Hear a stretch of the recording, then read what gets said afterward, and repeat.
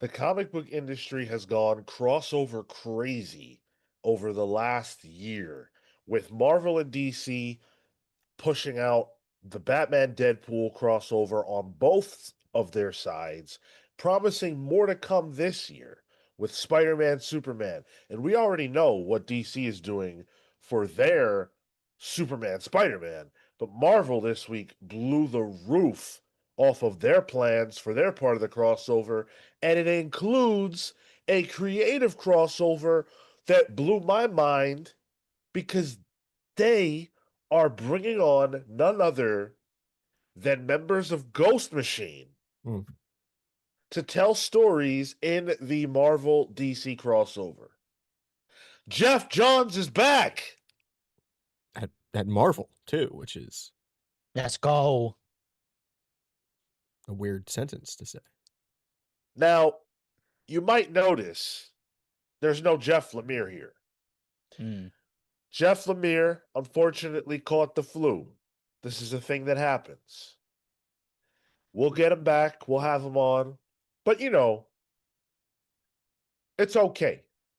Because we may not have Jeff Lemire with us, but we've got the man behind the Bardic Verses, one of the architects behind Summit Comics, one of the pals. We've got Pete Collins with us. Pete, how you doing, brother? I'm good. It's snowing outside. I needed somewhere warm to hide, so I kicked one of the kids out of their room, and I'm happy to be on here with you guys. Hell yeah! Beautiful. Wake up, go shovel. Yeah, exactly. Use shovel. I'm taking your room. And we have kids 4, if not that. It's Yeah, literally no, I what mean- my dad told me. Yeah, that's it. We build the work ethic through the shovel around here. It's That's funny. how it is. I think it was like a couple weeks ago. My dad was complaining. He's like, "Man, you and your brother sucked at shoveling when you were kids. You didn't do shit." That's funny. I was just glad I didn't have to do it. So, in addition to Pete, of course, we've got the usual suspects. We've got Marco, Celsius. Tyler. Can I be the Kaiser Soze of the usual suspects here? I never Sure. saw that movie. Oh, wow, come on. We need to have another podcast where we just watch movies.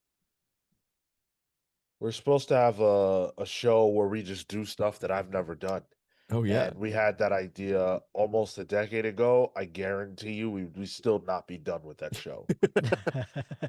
So the first topic on a show where you're doing things you haven't done is making a show about things that you haven't done. Yeah, that's the whole bit, I guess. Hell yeah. We were going to call it Sean Tries. Yeah. And the first thing I was going to try was riding a bike because I never done it. Oh well, I don't Oh. know how to ride one either, so that wouldn't be of help. Well, that's all right. I mean, That's the city boys here. the beautiful thing about the modern world is YouTube, honestly. Yeah. Yep. Which we're on right now. And you guys are here with us. So expert. thank you so much for being here. Smash the like button. We have a lot to talk about. Jeff Lemire or no Jeff Lemire, we are going to have an amazing time today. And we are going to start with what's on the tin. Because Spider-Man and Superman are crossing over. Yes, you already know that. You already know it. But there is so much cool stuff to come on the Marvel side. It feels so good to be really excited about what Marvel has planned. So in March, we're getting Superman, Spider-Man. But then, not too long after, within a month, within just a handful of weeks, we're getting Spider-Man, Superman. They debuted here a bunch of covers and things like that. But we now know who the main creative team is. And I couldn't believe it. I don't think any of us guessed this. Mm-mm. Hell no. One of the people we did guess, but the writer Sure. couldn't have guessed. So the artist is Pepe Larraz. Yeah. Yeah. Makes sense. Martha Gracia on colors. Couldn't be more excited. That's exactly what it should be. Yeah. Anybody ever hear of a little book called First Ghost? I mean, I've Mhm. heard of it. Well, it is a ghost. It's a Ghost Machine book that we were promised to come when Ghost Machine launched. Still hasn't happened. That was 2 years ago. Yep. I guess we know why. Because the writer of that book, none other than Brad Meltzer, the ghost of Ghost Machine, is apparating to tell the main story in Spider-Man Superman. They got fucking Brad Meltzer. He's too bu- What? I thought he was too busy doing those kids' books. I thought he was too busy being a ghost. We need he's hanging out with Jim Lee, is what he's doing. Yeah, he's on the run Yeah. Yeah. from the ghost, from that ghost book. We've got more we've got more Jim Lee watch today, aka the Ghost of DC. Yeah. My mind was blown when I saw this. It feels like out of left field. Like this doesn't feel like this is pulling from the talent of the stable first and foremost, which feels a little off. Off in what sense? Like weird to do or like rude to do? It's like Maybe the latter, like rude to do. Like, hey, we're not getting some of our own guys kind of up there. mm, It's an interesting thought. Pete, where are you at with this? Just I guess the Brad Meltzer.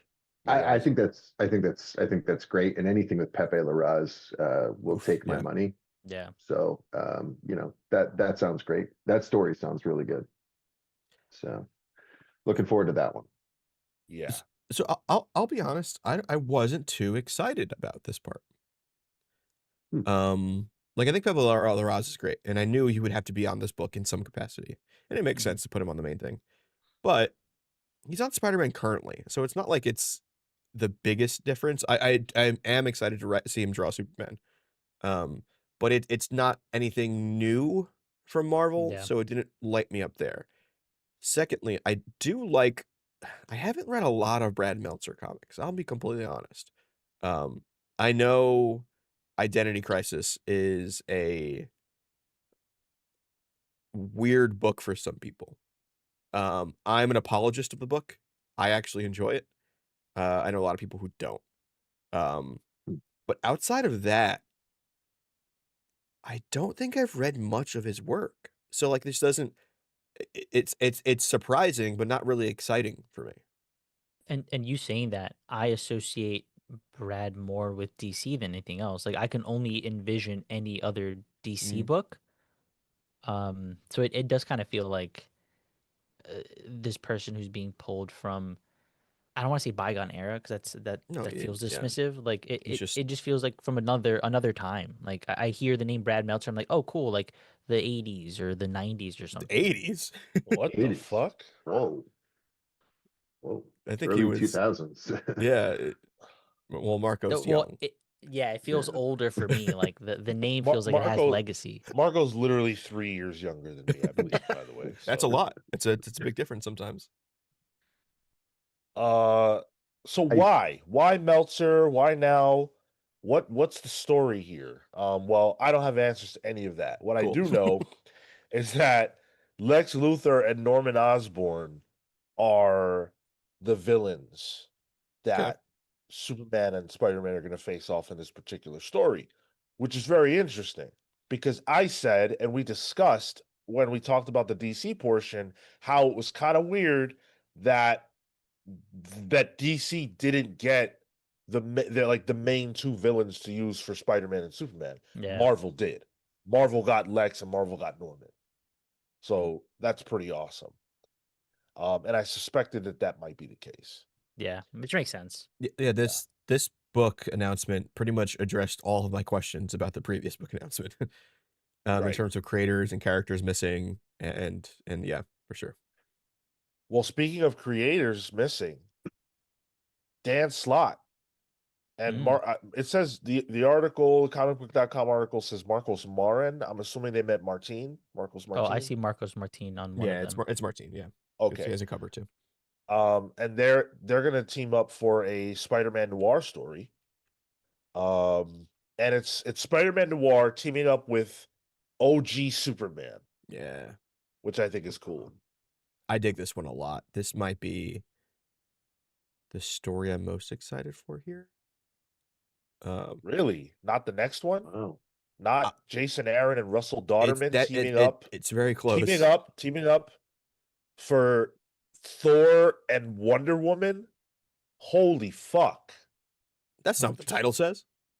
No, yeah, it's close. It's close, but I really like Marcus Martin, and I have a real affinity for like the Superman smashes the Klan era of Superman with the black in the shield, who can barely Yeah. fly. He just jumps real far. So that seems to be the most like genre weird one. So that could be fun. But man, Daughterman doing interiors again? It's big. Unbelievable. I can't wait. But nothing about any of this excited me more than what I'm about to say. In fact, I can't even believe I'm about to say it. This is crazy, and it opens so many doors that like we're gonna spend ample time talking about this shit. Jeff Johns Yeah.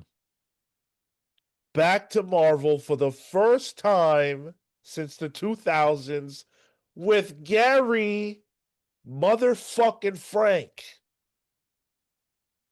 This is cool. What? This is Yeah. the one I'm excited for. Yeah, same. Yeah, I love John's, but Gary Frank is like an artist's artist, Yeah. right? Like you can just read those pages over and over again and absorb it and just find new little nuances and lines. He's amazing. And with Mysterio being the focus in that, I think he's really going to come out and just, give us some awesome weird visuals. So I'm excited. I'm excited for that one. Yeah. Do some wild stuff with that. Yeah. I don't even Gary think Frank. Go ahead. I don't think I've read a Jeff Johns Marvel book. Like I'm looking at, he doesn't have many Marvel credits. He had a No. couple of Ultimate X-Men issues, a mini Morlock series, which is wild, a Vision one mini, and then some Avengers. And like I've never read any of this. This is like early 2000s, like 2002. Even some of the Yeah. stuff is in like the late 90s. His work on Avengers was really the first time I can recall seeing his art, and that Mm, stuff's great. I don't think there's a lot of it. I think it's maybe a handful of issues at most. I don't think it's a ton. interesting. That's exciting in and of itself for like to not have all that time be at Marvel, and now you're coming in, kind Yeah. of dipping your toe in there. Gary Frank is my favorite artist ever. And I've said that to him. I've said it multiple times. I never thought I would see Gary Frank drawing anybody from the big two ever again. Mm, Um, Jeff Johns, I always felt would return to DC at some point in the future, but not now and not Marvel. Yeah. That I did not have on my bingo card, as it were. That's fucking crazy.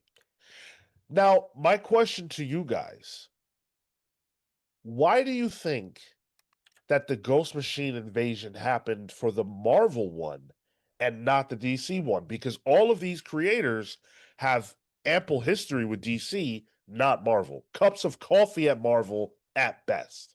yeah. Yeah. Gary Frank's been doing a lot of covers for Marvel lately. So there's been some kind of working relationship Yep. going on there. So like that's the only tie I see though out of this. Meltzer and Johns, I've wild to see be on the Marvel side of this thing. I don't know. Marvel has they have Bendis coming back. So I wonder if that's kind of a I don't know, progenitor to them maybe trying to spice up their roster of writers with well-known writers. Um, not like an old guard, that feels wrong to say, but maybe this is their plan. Yeah, that's what it's coming off as is these are big names. We have Bendis on this one. We want to get Johns on this one, another big name. Meltzer who has history. Like it feels like they're going that way. Because even you have Joe Kelly is also going to be doing a story here. Like it feels like it's catering towards a certain era of comics. Unks. This is the unction, this comic. What do you think, Pete? I don't know. I think it is interesting. I'm looking at the list right here off screen, and it is pretty heavy with some former DC talent. Um, I don't think there's anything to it necessarily. Mm, Maybe this is just their way to, try to spread the gospel of Ghost Machine, right? Jump in, do something mainstream. Maybe DC was already booked up and Marvel's just where they landed. Or maybe there is something to it. Maybe there's some hot goss to it. It's totally possible. I think I'm sure Jeff Johns and Gary Frank are going to knock it out of the park. I think looking at the like the Joe Kelly um story in here, like honestly to me that seems like the least interesting thing because I'm already getting Joe Kelly in Spider-Man stuff, and mm. you know um it would be nice to see maybe some I don't want to sound like I'm dating any of these guys here, current talent, like No, more that makes fresh sense. young Yeah. faces, like I'd like to see a little bit more of that, but I said that about Batman Deadpool also. um but it's nice that these guys are getting some return work in the big too. So Yeah, it looks like the youngest creator on here is probably like Daughterman or Laraz, honestly. Laraz, yeah, Maybe Sarah Sarah Pacelli Pacelli, as well. Yeah. yeah, But again, these are names that have been established in Big Two comics for at least a decade. yeah. We're Exactly. talking about them like they're fresh on the scene like a Yeah. year ago. Yeah. I as much as I would really love this to be a sign of things to come, I actually just think it's a really cool opportunity Yeah. that they couldn't pass up. And Yeah, I think that it's a really smart way to plug or remind people that these creators are alive. Because one of the things that, whether anybody likes it or not, when you're not doing big two comics in this industry, you might as well be dead. Yeah. Like you might as well be a ghost. And Matt Fraction never stopped making comics. People talk about the man like he should have been on a milk carton for a decade because he wasn't writing for DC or Marvel. It's true. Yeah. yeah, So even though Ghost Machine exists, and even though they push out good comics, I don't think there's any buzz around Ghost Machine for the last year or so. And mm, this is a way to inject that back. So I think yeah, that's what's happening here. Um, my curiosity really lies in, and I'm not, I have no knowledge. I don't know why this would be the case. I really think there's something to the fact that it's the Marvel book they're working on. Mm, Is it just simply that Marvel asked them and DC didn't? Maybe, but why? Mm. yeah. Might never know. Could be nothing. Just seems a little off. It's interesting that it would be. I think I agree with you that this is more so for Jeff and Brad to be like, hey, we're doing this other thing over here. Because I imagine with the influx of new people to the scene, less people are going to know who Jeff Johns is, who a Meltzer is, Uh, so this feels like a good book to attach good PR to, and that's they're not they're anything if not PR men. We know that with like the New York Times article when Ghost Machine first dropped, all that. So this does feel like an opportunity for them to be able to get a bit of capture. And the thing that am questioning is, does this mean we see more of them in Marvel? And if that's the case, is Ghost Machine the like comic book writing team for hire? And that goes against everything they. Like it goes against the mission statement of Ghost Machine. to be like its own independent thing, right? Yeah, But yeah. like, are they at a point where they're like, yeah, we'll write your, hey Marvel, you can license us out I don't and think we'll so. write your story. No, I don't think so. I mean, first of all, Brad Meltzer has to write a Ghost Machine book. Yeah, well, yeah, and that's my that's my tinfoil hat. But It's got a brim. Your tinfoil hat. it does. Yeah, It's a trilby, a tinfoil trilby. Yeah. I think the only one of these people who could be in that sort of mercenary position you're talking about, Marco, is Jeff Johns. Yeah. Brad Meltzer, way too busy, and I don't say this in like a derogatory way, but inconsistent with his comic book contributions. He's a busy guy. He writes novels. He's doing all kinds of things. He's Brad Meltzer. Jeff Johns is still as entrenched in comics as he was 10 years ago in terms of how many books he's writing.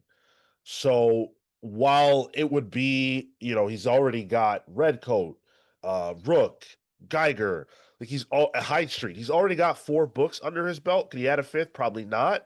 But something short term, I could see it happening. It's possible, but he's the only one I could see doing that. Yeah.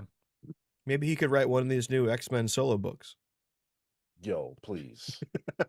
This is the era that he potentially coming into. So Jeff Johns, Beast #1. whoa, hold on Yo. now. Easy. Yeah, actually. You say he wouldn't read that? No, I would Yeah. actually. Yeah. It's on All my right, full all list. right. Jeff Johns, Gambit #1. Ooh, okay. Now you're making it a little harder.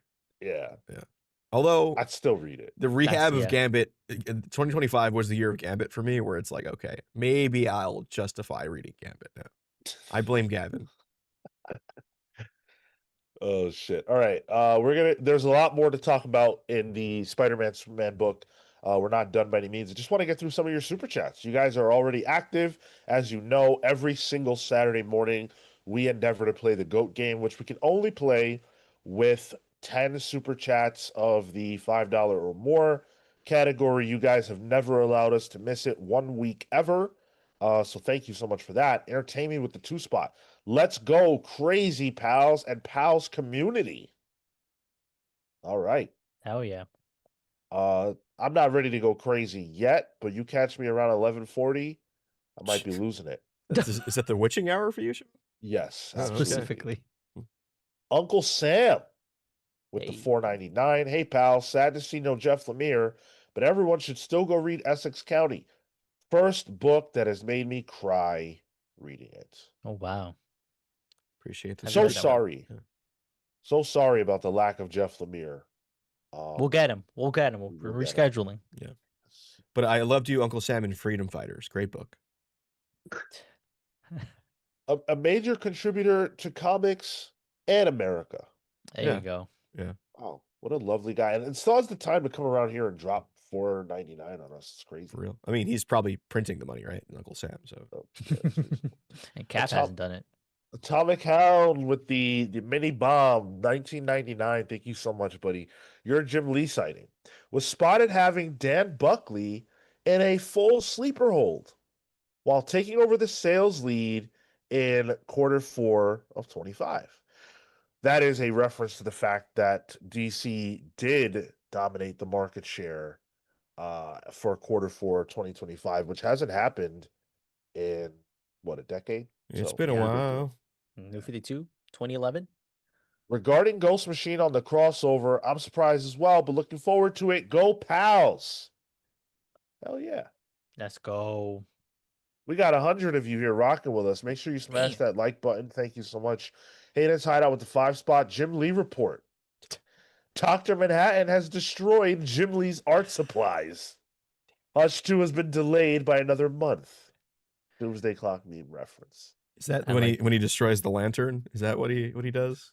in Yeah, Doomsday yeah. Clock? It's the next book I got to read. No, I got to read JMS Spider-Man. Okay. He moved Yeah. fucking Jim Lee's art supplies. Yeah. To the other universe. He had to go to South Korea to get him. Yeah, when I was a kid, like if I was missing the black crayon, it ruined my whole day. So like Didn't draw me. a small little it would look like I'm drawing like Mr. Popo quality shit, Sean. There's other colors I could use. Oh, you would have used the brown one. I always use the black one for black people. Okay. I don't know. That's All just right. my thing. And then Arubaro Snake, dude. I feel like I haven't seen your name in forever, bro. How are you? Do you think we could see actual series crossovers from these companies? Because not only would those sell, I think that's what most fans want. Is he talking Marvel DC? I believe so. I think the Yeah. closest we get, and I don't think it's happening, but I think the closest we get is an amalgam maxi or mini. Oh, I would love that. I would absolutely love that. Me I too. love those books so much. It was such a cool idea for the time, and it was such a nice way to come off of the last time that they did a big company crossover, right? Like that was so cool. Well, before that, what was it? Was it JLA Avengers? Oh wait, yeah, you're right. Okay. Yeah, but I You're thought right. I thought amalgam was rad. When I was Yeah. like early into my comics collecting thing where I was going through back issues, I would pick up fucking Super Soldier. Yeah, yeah, and Speed Demon. Oh, Speed Um, Demon is amazing. He's so cool. I love that they had like the Dark Claw issue, and then when they did like a round 2 of it, it was like the animated, Mm-hmm. version of Dark Claw. That Yeah. dude, so cool, so cool. Really like that. I don't know if I see them doing any kind of ongoing. Yeah. No. I think the way they've been doing it with these one shots, I think it probably works for them. And I think it keeps it special. Yeah, exactly. You don't wear out the sort of the magic of it. I don't think it's gonna happen. Like this is momentous because it's so like in the moment. It's ephemeral almost, you know? I think they just do this. Like they can have so many other hero x hero combinations they can do before the well dries up. And then honestly, they can do a villain x villain book. If they did Lex Luthor Doctor Doom, like that would sell. Yeah, for Mhm. sure, for sure. It's just that this experiment needs to start having diminishing returns before they stop doing anything. If this is probably going to do better than Batman Deadpool, I would think. Yeah. Well, Yeah, see, my gut reaction was yes. I think I still feel that way. However, there is the fact that the Batman Deadpool came first, and the fact that I think there were some amount of people who felt a little burned by the experience. Mm. Because, it's like, well, you're buying this. There's like, it doesn't matter, right? We always talk about what matters, what doesn't. And to buy a comic for $8, it doesn't matter. Um, that's dicey. So I'm not sure. I'm not positive if these will do better, but I do think they will. I almost feel like I'm thinking of this as this is issue 3 of or 4 of, a series. I think we'll continue to have diminishing returns on this issue by issue because people are familiar with it, and I think they're always going to sell. They're always going to sell well, but I think each iteration is going to have its, slight drop off. Right. yeah, I agree. I think it's still new and exciting, right? I mean, Yeah. it's Superman and Spider-Man, right? Like those are two marquee names. When if this experiment continues and you get to a point where it's uh, Squirrel Girl and Orion, maybe Yeah. shit gets a little weird, but I'll write and that. sales drop off. I mean, I would too. Yeah. And I'm not a word guy, but I think for now, I what I love about what they're doing right now the most is the anthology-esque Yeah. element of it all, right? It's yeah, I'm spending $8 on an issue, but I'm getting 8 stories out of it. Probably some pinups. There's a plethora of different covers, you can choose from, which I'm not a big variant cover guy. But I do like that I can pick the cover that I think matches the vibe the most here, right? Um, I would love for all of this to continue to a point where dwindling sales or not, it does lead to like an amalgam event, an infinite incursion thing. And Ooh, I like we the term see, infinite incursion. yeah, That's Okay. good. and it mashes up and we start to see things. I think they're starting to lay a little bit of the foundation for that, even with the first one, right? We had what was it? The Lobo Wolverine Logo. Logo. logo. Yeah. Right. You know, maybe we get a couple more of those. Maybe that's their fallback if the sales start to dwindle. Yeah. You know, where they can Mhm. boost it back up again. I would love it. Is it real? Is it practical? I don't know. That's a lawyer question, I guess. But I'd love to see it. I like Spiral Storm's idea for a crossover. White Rabbit from DC and White Rabbit from Marvel. Okay. I want to see that. Interesting. Say more. Say less, bro. yeah. You ever see White Rabbit? Which one? Yeah, the Marvel one. Oh, That yeah, woman was running around the gang war, Yeah, I read Zeb looking like Wells' all run. of that. I would have been trying to make peace, She was make like love, not war. she was like 5th on the title card for Zeb Wells' Spider-Man run. Hell It's yeah, like she was. Spider-Man. Like she was up there. Oh man! All right, so go ahead. I was gonna say, Super Drop here says they need to do a Wonder Woman one with her as the main focus before they stop doing these crossovers. And she's next. Is she? I think she's She's next. popped up twice now, 3 times now in like subsequent stories. I don't know. I don't think it's happening. In Yeah. fact, I wish we were doing we had done this as a bet. I don't think that's happening. You don't think that's the fall one? Mm-mm. I don't know if there is a fall one. Okay. I And think if there there's- is, I don't think it's Wonder Woman on the 10. We could still do it as a bet, Sean. I got like $3 in my wallet. right $3. there. You have money in your wallet? Cash. Well, I'm an artist. This is a week's worth of pay for me. $3. Oh shit! So, The page rate. Damn, Pete came out swinging this morning. I love the energy. Yeah. So I would love to see a Wonder Woman Wolverine book. You know, like Yeah. I think that you know, throw it back to the 40s. You know, they meet on the battlefield kind of thing. You know, which I think they kind of already. What was it? The Wonder Woman Cap story that they did. Yeah. That was in the DC Batman Deadpool crossover. Yeah. Right. And like I think they may have already kind of done that, but I'd love to see it. I want to see Themyscira and Krakoa. I think there's 2 some islands. There's some, yeah. Well, not only that, but like they're islands of specific types of people that have kind of walled themselves off and have had to fight with the outside world.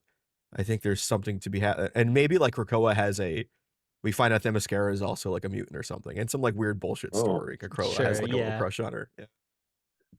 I want to see Wonder Woman and Black Panther. That would be cool. Yeah, I The would love to mascara see forever. that crossover. MP says seems like they're saving Supergirl for a movie tie-in release date. Wonder Woman's oh yeah, no, can't do Wonder Woman. Supergirl, they're in the same company. Yeah.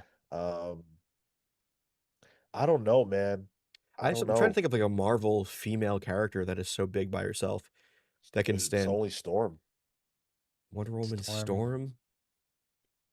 But that's, I mean, Storm can barely keep a book going herself. I don't think they're going to put somebody on Front Street of this who can't even sell a book by themselves. Yeah, Wonder Woman, Scarlet Witch.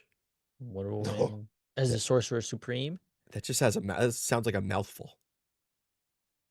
Wonder Woman and Phoenix. Hell no, I am Okay, man. don't Look, piss I him love off. Jean Grey so much, but that shit is not it. Hell no, man. What the fuck, man? We should play that that should be Marco exclusive. Yeah.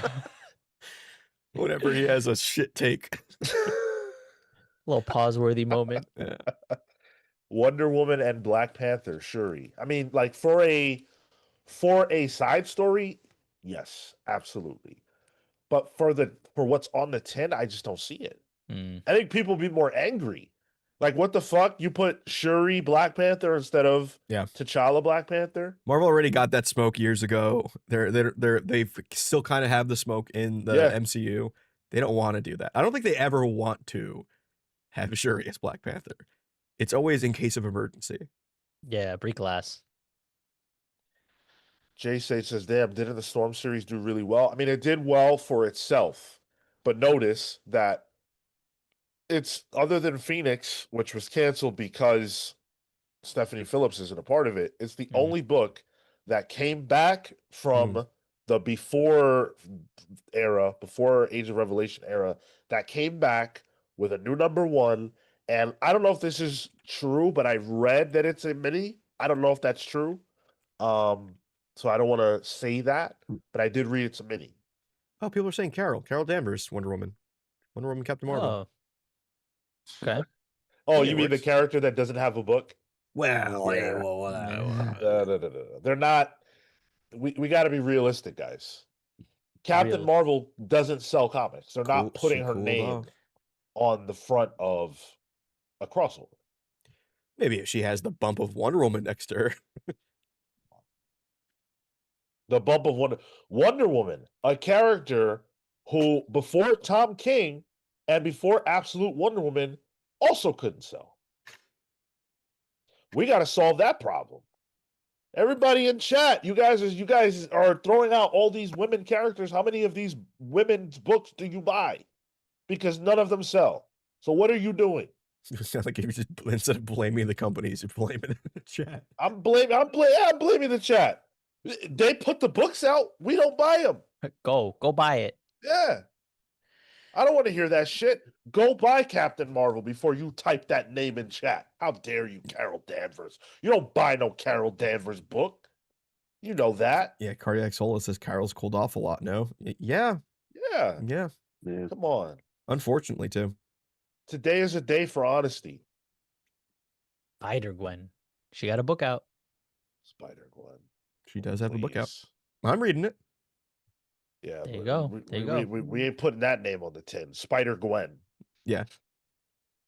It's Ghost Spider, Marco. Don't dead name her. Mhm. Patrick Zay said, "Cook us, Sean." Okay, well, he's liking it a little too much. I like how he's on the burner account. Yeah, he's on the burner because this is his masochism account. Dade said, "I buy all of them because I love women." There we go. Me too, bro. But there are books I can't buy. I'm sorry. There are books I just cannot buy. Oh my goodness. Oh man, you guys are hilarious. All right, let's get back to this announcement because there's somehow still more creative teams we didn't even talk about. So Louise Simonson is coming back, which is super cool. With Todd Knock, we're gonna see Steel fight the Hobgoblin. Steel fight the Seems- Hobgoblin. I mean that's Seems a little random. Yeah. even the Walt Simonson cover that kind of alludes to this has Yeah. Thor on it. Like, Walt, you love Thor. Do what you got to do.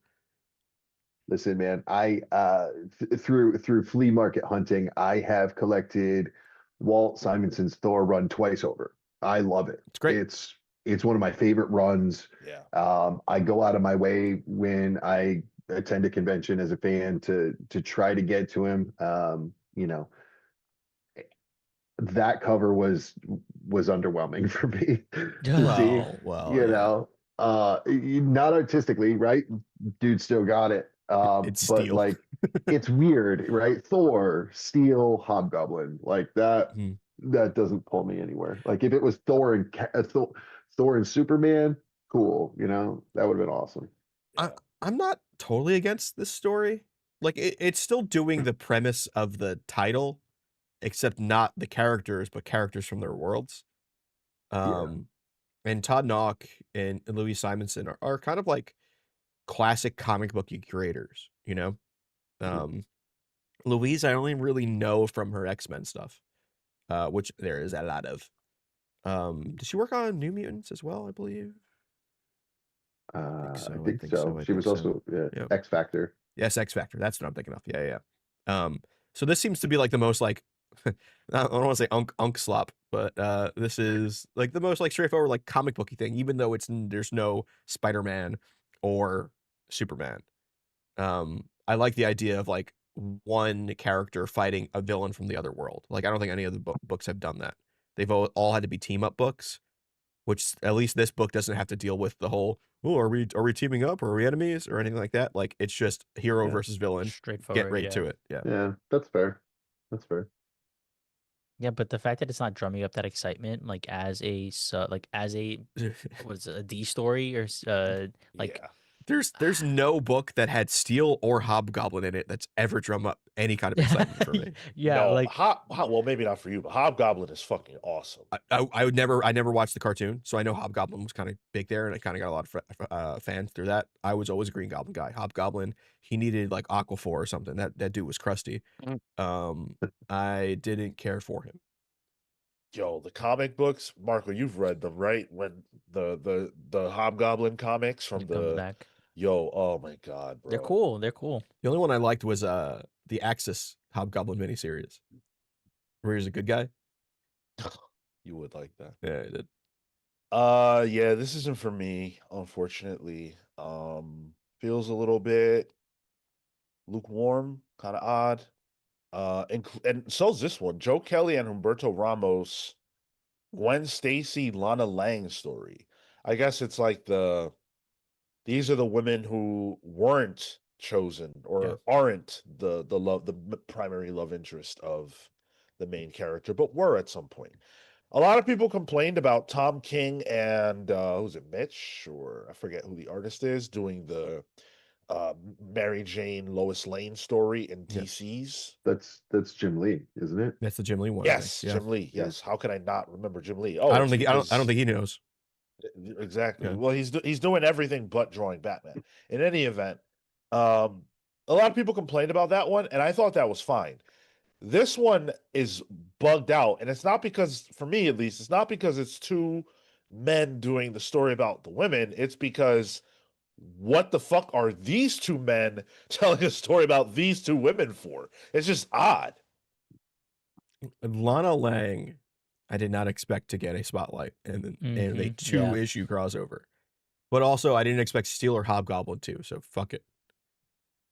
Yeah. I like the idea of like their first loves. Like these are who they are. And what story do you tell there? I don't know. I'll check it out. I mean, it's gonna be part of the book that I'm gonna check out, so I will be checking this out. Yeah, and these are all going to be the shorter, the smaller Yeah, stories. yeah. So you get like 4 pages, maybe. Jason Aaron and Russell Dauterman are teaming up for the Mighty Thor and Wonder Woman. That you could inject that into my veins. That cover is insane. I must have that. It's got Mighty Thor, Wonder Woman, Spider-Man, and Superman all on it. I must have it.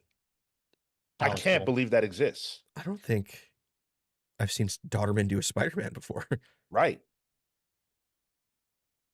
I I'm love not it. sure I've seen Dauterman draw Wonder Woman before. Good question. He loves big hair, so that works out. Mm-hmm. I'm excited for this. That's a I'm nice hyped. cover. Yeah. Yeah. I will own it. This Oh. is a rad one, and it feels like this is Aaron, the Aaron off of TMNT, the Aaron off of Absolute Superman. Like there's a hotness here too. This one's exciting from the creative standpoint too. Yeah. And the premise of it is symbiote hordes invade Metropolis as a new war of the realms ignites. Cool. I don't know. They're symbiotes, Sean. Did that ruin it for you? Symbiotes ruin everything, Yeah. unfortunately. And then we've got the one that I was most excited for before all this, because it was obvious we were getting it. Bendis and Sarah Pichelli are teaming up for a Spider-Man Miles Morales Superman story. Let's go. Now that I feel like I've more Bendis under my belt, there is an excitement here, especially having read, the inception of Miles and having him come onto the scene here. So this is gonna be cool. This is uh a fun take, and I think Sherry Pacelli is gonna do a really good Superman too. Do we know which Superman it is? It just says Superman, but I'm pretty sure it's Sean Kent. I think it's John Kent too. I think so too. I think that's what Bendis would want to do. He also hasn't been represented. Yeah, he's Yeah. missing. Which is this is the story I think we call too. Like if Bendis is coming Yeah. back, he's doing Miles and John Kent. And I think League of Comic Geeks has the story listed as John Kent being the main. So there's that. And also Well- Pacelli's cover has John Kent on it. Exactly. Yeah. What were Does you gonna it? say there, Pete? Does it? That's not Clark, No, that's John. is The it? one Is with it? Miles. Yeah. Oh, there's Yeah, well, oh, that's Pacelli's. I'm looking at Opena's variant, sorry. Oh, Oh, I oh, see. okay. Okay. I got you. I was also looking at the other one. Yeah, me too. So I guess we don't know for a fact. They're not being clear. These two covers, if they're any, if the covers are anything to go by, well, we can't answer based on this. Yep. So we'll have to see. But I'm very glad to see Bendis and Pacelli be a part of this at any rate. And Miles's absence from these stories was glaring. So it's Mhm. great that he's here. Yeah. Now, Marco's going to have to take off, unfortunately. We only had a limited time with Marco. But yeah, say goodbye to the people, Marco. Gonna have to head out, folks. Thank you guys so much. Thank you for being the best comics community. Pete, good to have you.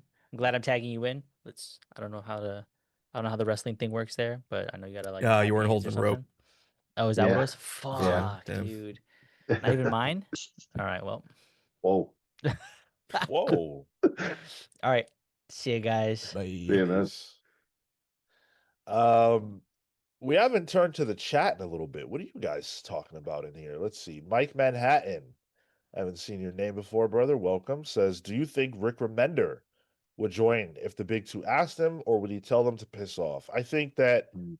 Rick Remender would relish the opportunity Yeah. to tell them to piss off. Yeah. No doubt about it. I wouldn't be surprised if he thinks about this. So he can tell them to piss off. Yeah. And I Yeah. think he would tell DC to piss off too. Oh, even, yeah. Even though I don't think he's ever written for him. I think it would tell them to piss off more so, quite frankly. Sure. It's the RPG, says fan for life of this channel. Well, we're fans of you, brother. Thank you. Thank you for being here. And then there was a comment from CTRL subs a little earlier on who said this was his first comment here live with us. So thank you. Cool. Good to have you. Good to have you all. Smash the like button if you have not yet somehow. There's a whole bunch of you here. Subscribe to the channel if you haven't somehow. Let's keep this train rolling. What do you guys think of the covers here? We got some amazing cover artists. We've got Jerome Pena. We've got Marcos Martin, Adam Hughes, a beautiful wraparound by Car Andrews. I'm a huge That one fan is of very his. good. Yeah. Yeah. Ooh. Do you guys have favorites? A Daughterman for sure. The Daughterman ones I need to get. That's like, even though it's not the A cover, in my mind it is. So that one's a must. I do like the Marcos Martin one. The Spider-Man Noir and Superman. I strangely also really enjoy the Eric Larson one. Yeah, me too, dude. It's pure nostalgia, right? The Cyborg Superman, the Cyborg Spider-Man. I kind of dig that. Did he do Cyborg Spider-Man? Was that his creation? Yeah. That Yeah. was from his time. Oh, I just wow. love the stark yellow in the background too. Like, Yeah. yes, there's background, there's a cityscape behind it, but like the yellow just pops everything else out. And Larson loves a smashed wall. It's true. He does. He really does. I agree with you, man. The Daughterman one is awesome. The Laraz main cover, cool. That looks great. The Golden Age Superman in Spider Noir story isn't pulling at me, but that cover is sick. Yeah. I really like that. It's That simple, cover's it's clean. unreal. That's the Yeah. art that could be in the issue, though. You know, same Yeah. artist. Yeah, which I think is awesome, right? Like that's, a story that just from the solicit I'm not particularly interested in, and seeing that art, it's pulling me in already. I love that. I mean, obviously I want the Daughterman, which we've talked about. I really love the Gary Frank Mm-hmm. cover. Um that one's really cool. And then man, fuck. This is tough because I'm probably gonna get 3 covers again. But I want Spider-Man Noir, I want Russell Dauterman, I want cover A, and I want the Jerome Pena Miles John Kent. So I don't know what the hell I'm gonna do. Well, there's more too that we haven't seen. I'm fucked. Adam Hughes, we haven't seen. I'm fucked. Adam Hughes. David Marquez is doing one. Oh my God. Frank Miller is doing one. Wow, we didn't I'm keep that. safe there. Humberto Ramos is doing one. Ivan Talavera is doing one. Sanford Green is doing one, which is exciting. And Scotty Young. I want Scotty Young to do one that's not babies. Yeah, for real. Fuck them kids. Eric M. Gist is doing one as well. Yeah, so we'll have more covers that we will be seeing a little bit later on. This does drop in April, mere weeks after the Yeah. DC portion. Chat, and of course the panel here. Now that we know what both Marvel and DC are doing, do you think that DC's portion of this will outsell Marvel's because they went first? Because remember, last time Marvel outsold DC, and a lot of people said it was because they went first. And I said that that was a part of it. It has to be a part of it. But now DC's going first, but it seems like we all agree Marvel's roster is stronger. So who wins this time around? I'm going to put it to a poll. Here's my thinking, though. And maybe this is a negative viewpoint of thinking on things. But we're anomalies in the comic market, and so much that we know who's on this book. I don't think the average person who's picking up this book necessarily knows everyone who's in it. And I think that's kind of why Marvel's like, if fans were so confused that there were 2 separate books before, I don't expect them to really know the creative teams in the books either. So I'm not even sure the creatives outside of the covers really matter in the grand scheme of things. I think it matters to us. It matters to people in the chat. But That's a fair point. I think books like these are tailored for the existing comic book fan and speculators, right? This isn't like, I don't think this is a casual pickup for somebody who's like, I'm going to try and get into comics, So I think your point's totally valid. Looking at the DC stuff, I think Marvel is bringing a stronger creative presence, but DC is bringing a stronger cover assortment. And when I think about that, it's like, all right, if you walk into a comic book shop and you've got all these laid out, are you going to be pulling a book based on that Mark Bagley cover if you don't know about it? Would you, if you saw the, gosh, I don't know, like the Nakayama one that DC's putting out? yeah, Like I think the element of cover appeal plays in here. I think about like your big comic shops, like your Newberry Comics in the middle of a mall, right, where you get your casual foot traffic. If you're looking to grab something, I think cover value plays in, and I think DC's got them beat. I think DC's probably going to do really well this time around.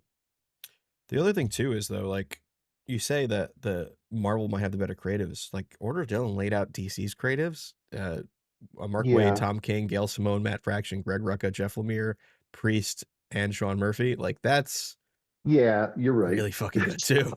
You're right. I think I'm looking at it, I guess, through the lens of, uh,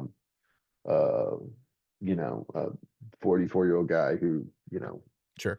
prime, his focus was in early 2000s and late 90s comics. So it's like, to me, you know, someone like Daniel St. Pierre, who's a knockout Mhm. artist, right, is not, in my mind, to the same level as even a Mark Bagley. Like it's that legendary status, right? Yeah. Like Yeah. it's but that's a good point. Order of Dylan says the A stories aren't close. Mark Waid and Jorge Jimenez. I don't know, dude. I get comics from Mark Waid and Jimenez all the time. I haven't read a Brad Meltzer comic since fucking his Crisis book. It's just a while. Honestly, I think that I'm with you, Sean, but I think that helps the A story of Mark Waid and Jorge Jimenez more. In It's terms of what? in terms like it's more of a safe bet. Oh, if we're talking about excitement, though, I'm not excited by Mark Waid and Jimenez. That's what I'm saying. I see. Yeah. Like that story. I'm sure both stories will be good. I don't think quality is in question on either end, but I'm way more excited by Marvel's than DC's in this case. For me, I'm just not too excited for Meltzer because it's an unknown for me. So I can see that we're just coming about it from different angles. I think the thing, it's the Marvel has a lot more intrigue to it, right? And I think we've kind of touched around that. Like Jeff Johns is coming back. What's that going to be like? Yeah, Brad Meltzer hasn't written. Uh, I don't think Marvel ever, hasn't written anything for DC in what 20 years, right? So what's that look like? You know, um, you know, Steel versus Hobgoblin. What's that look like? It's and I think there's a lot more question and intrigue as where the DC one is it's straightforward. Like here, like what you're gonna get from Mark Waid, what you're gonna get from Jorge Jimenez, what you're gonna get from Saint Pierre, what you're gonna get from, you know, insert talent here. So yeah. I think DC's is a safer bet, but it's coming out first. It's the covers to me jump out a lot more. I think they're going to do great. And I think that intrigue might be part of what Marvel's philosophy was here. Like, hey, we need to pull in those, you know, comic reader interest. Let's get Jeff Johns. Let's launch him an envelope full of cash and see if he'll read an 8-pager. Yeah, I think a lot of people are suggesting that that comics readers don't know what's going on in the shop, but Yeah. I don't think that's true. And I think that a lot of the people coming in are gonna be, they're gonna know that Jeff and Gary and Brad haven't done anything. They're gonna know that Bendis is back, and so it should be interesting. I say all that, but Grant Morrison being back wasn't enough for DC's to outsell Marvel's. So, And I think that book Yeah. was actually better as well. Agreed. yeah. Order of Dylan says, again, by that logic, we know what we're going to get from Bendis and Pacelli, Johns and Frank. These are just as tried and true. No, they're not. No, they're not. We haven't seen Jeff Johns and Gary Frank do Marvel Comics in 20 years. I've seen Mark Waid do DC Comics this week. I'm not denigrating Mark Waid in any way, shape, or form, but you cannot say that Gary Frank and Jeff Johns are as tried and true at Marvel as Mark Waid is at DC. That's just not a fact. The Gary Frank story actually excites me because it's a Mysterio story, which is an excuse to do everyone. Good point. Do a splash page with all the Sinister Six. Yeah. Steve Canara says, I think most Wednesday Warriors will get both. The sales contest will be amongst non-regulars. I'm not so sure about that either. Part of the problem that DC suffered was the price of their crossover was variable. Every cover didn't have the same cost. And comic retailers, as we discussed, found that to be problematic for their customers. Personally, I get 3 covers. That's kind of what I committed to. The only one that I'm not going to do that for necessarily this time around is DC because of that variable price. I didn't know that the first time around.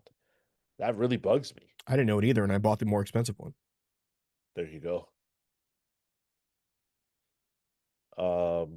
Mr. Negative says the only people who won't know or care about the creatives is the people who only go to the comic shop to get the crossover but don't normally go every week.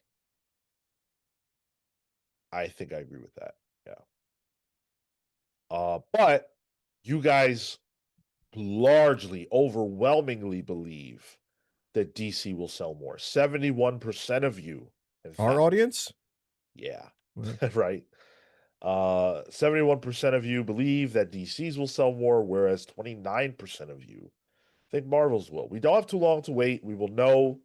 We will know by June probably who did better than whom.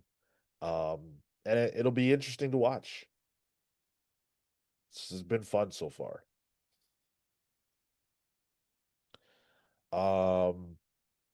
Sean Gordon Murphy is DC's premier Batman artist, says Andy Sayuti. I don't know about premier. I think you would have to give that to Jimenez because Jimenez has been on Batman for like what 7 years. Yeah. Yeah, I would give it to Jimenez too. Sean Murphy is Sean Murphy's premier artist. Which is reasonable because Sean Gordon Murphy is a fucking beast. I just can't give him that particular set of flowers because Jimenez has more than earned them. Sean, I can't not laugh whenever I think of Sean Murphy. Yo, I was on I was on Near Mint Condition did an AMA last night, Yeah. and I was on it for their Patreon, and Omar said to me, Sean, are there any questions that you have for me that you've always wanted to ask? I said, yeah, man. What the fuck was running through your mind when Sean Gordon Murphy asked you what kind of Mexican are you? That's Pete, that happened during a live interview. Wow. And Yeah. the problem is that like it felt like harmless, like it didn't even clock Right. like from Murphy's end. But like, oh my god. Yeah. It's one of the funniest things I've ever seen. And I still love Sean Gordon Murphy. It was a flub. Not a surprising one. I don't think he thought it was a flop. I think it was normal. Now, when you watch it, you can tell that he starts to ask that question and then kind of realizes like, No. and then Omar jumps in. But yeah, so this is Spider-Man, Superman. I'm really excited for this. April 15th is when we will be able to have this in our hands. No blind bags, blind bagless. That would have ruined it. That would have, yeah. Yeah, this is gonna be cool. This is gonna be really cool. Super Job said maybe he meant left-handed or right-handed. Sure. Yes. Yeah. Yes, because that does make all the difference. You're right. Yeah. Huge factor. And then Luna Pink's been a member of the channel for 15 months. Thank you so much, Luna. DC has more writers I read compared to Marvel. Well, of course they do. Brad Meltzer hasn't written anything you could have possibly read in the last 20 years for comics. And then I don't know if you read Ghost Machine, but Jeff Johns hasn't been in the mainstream for DC for the last 4 years. So yeah. Makes sense. Bendis too. It's definitely a return of the old guard from the 2000s. Think about this. Jeff Johns and Brian Michael Bendis have never, to my knowledge, written in the same book. This will be the first time that happens.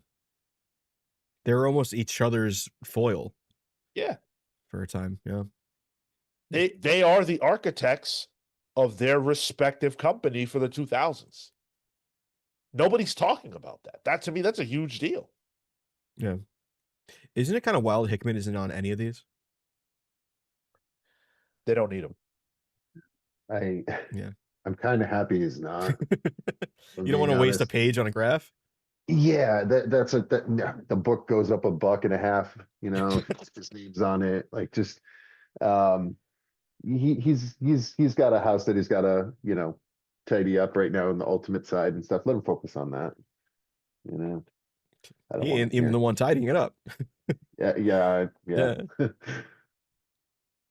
I'm sure Hickman is working on the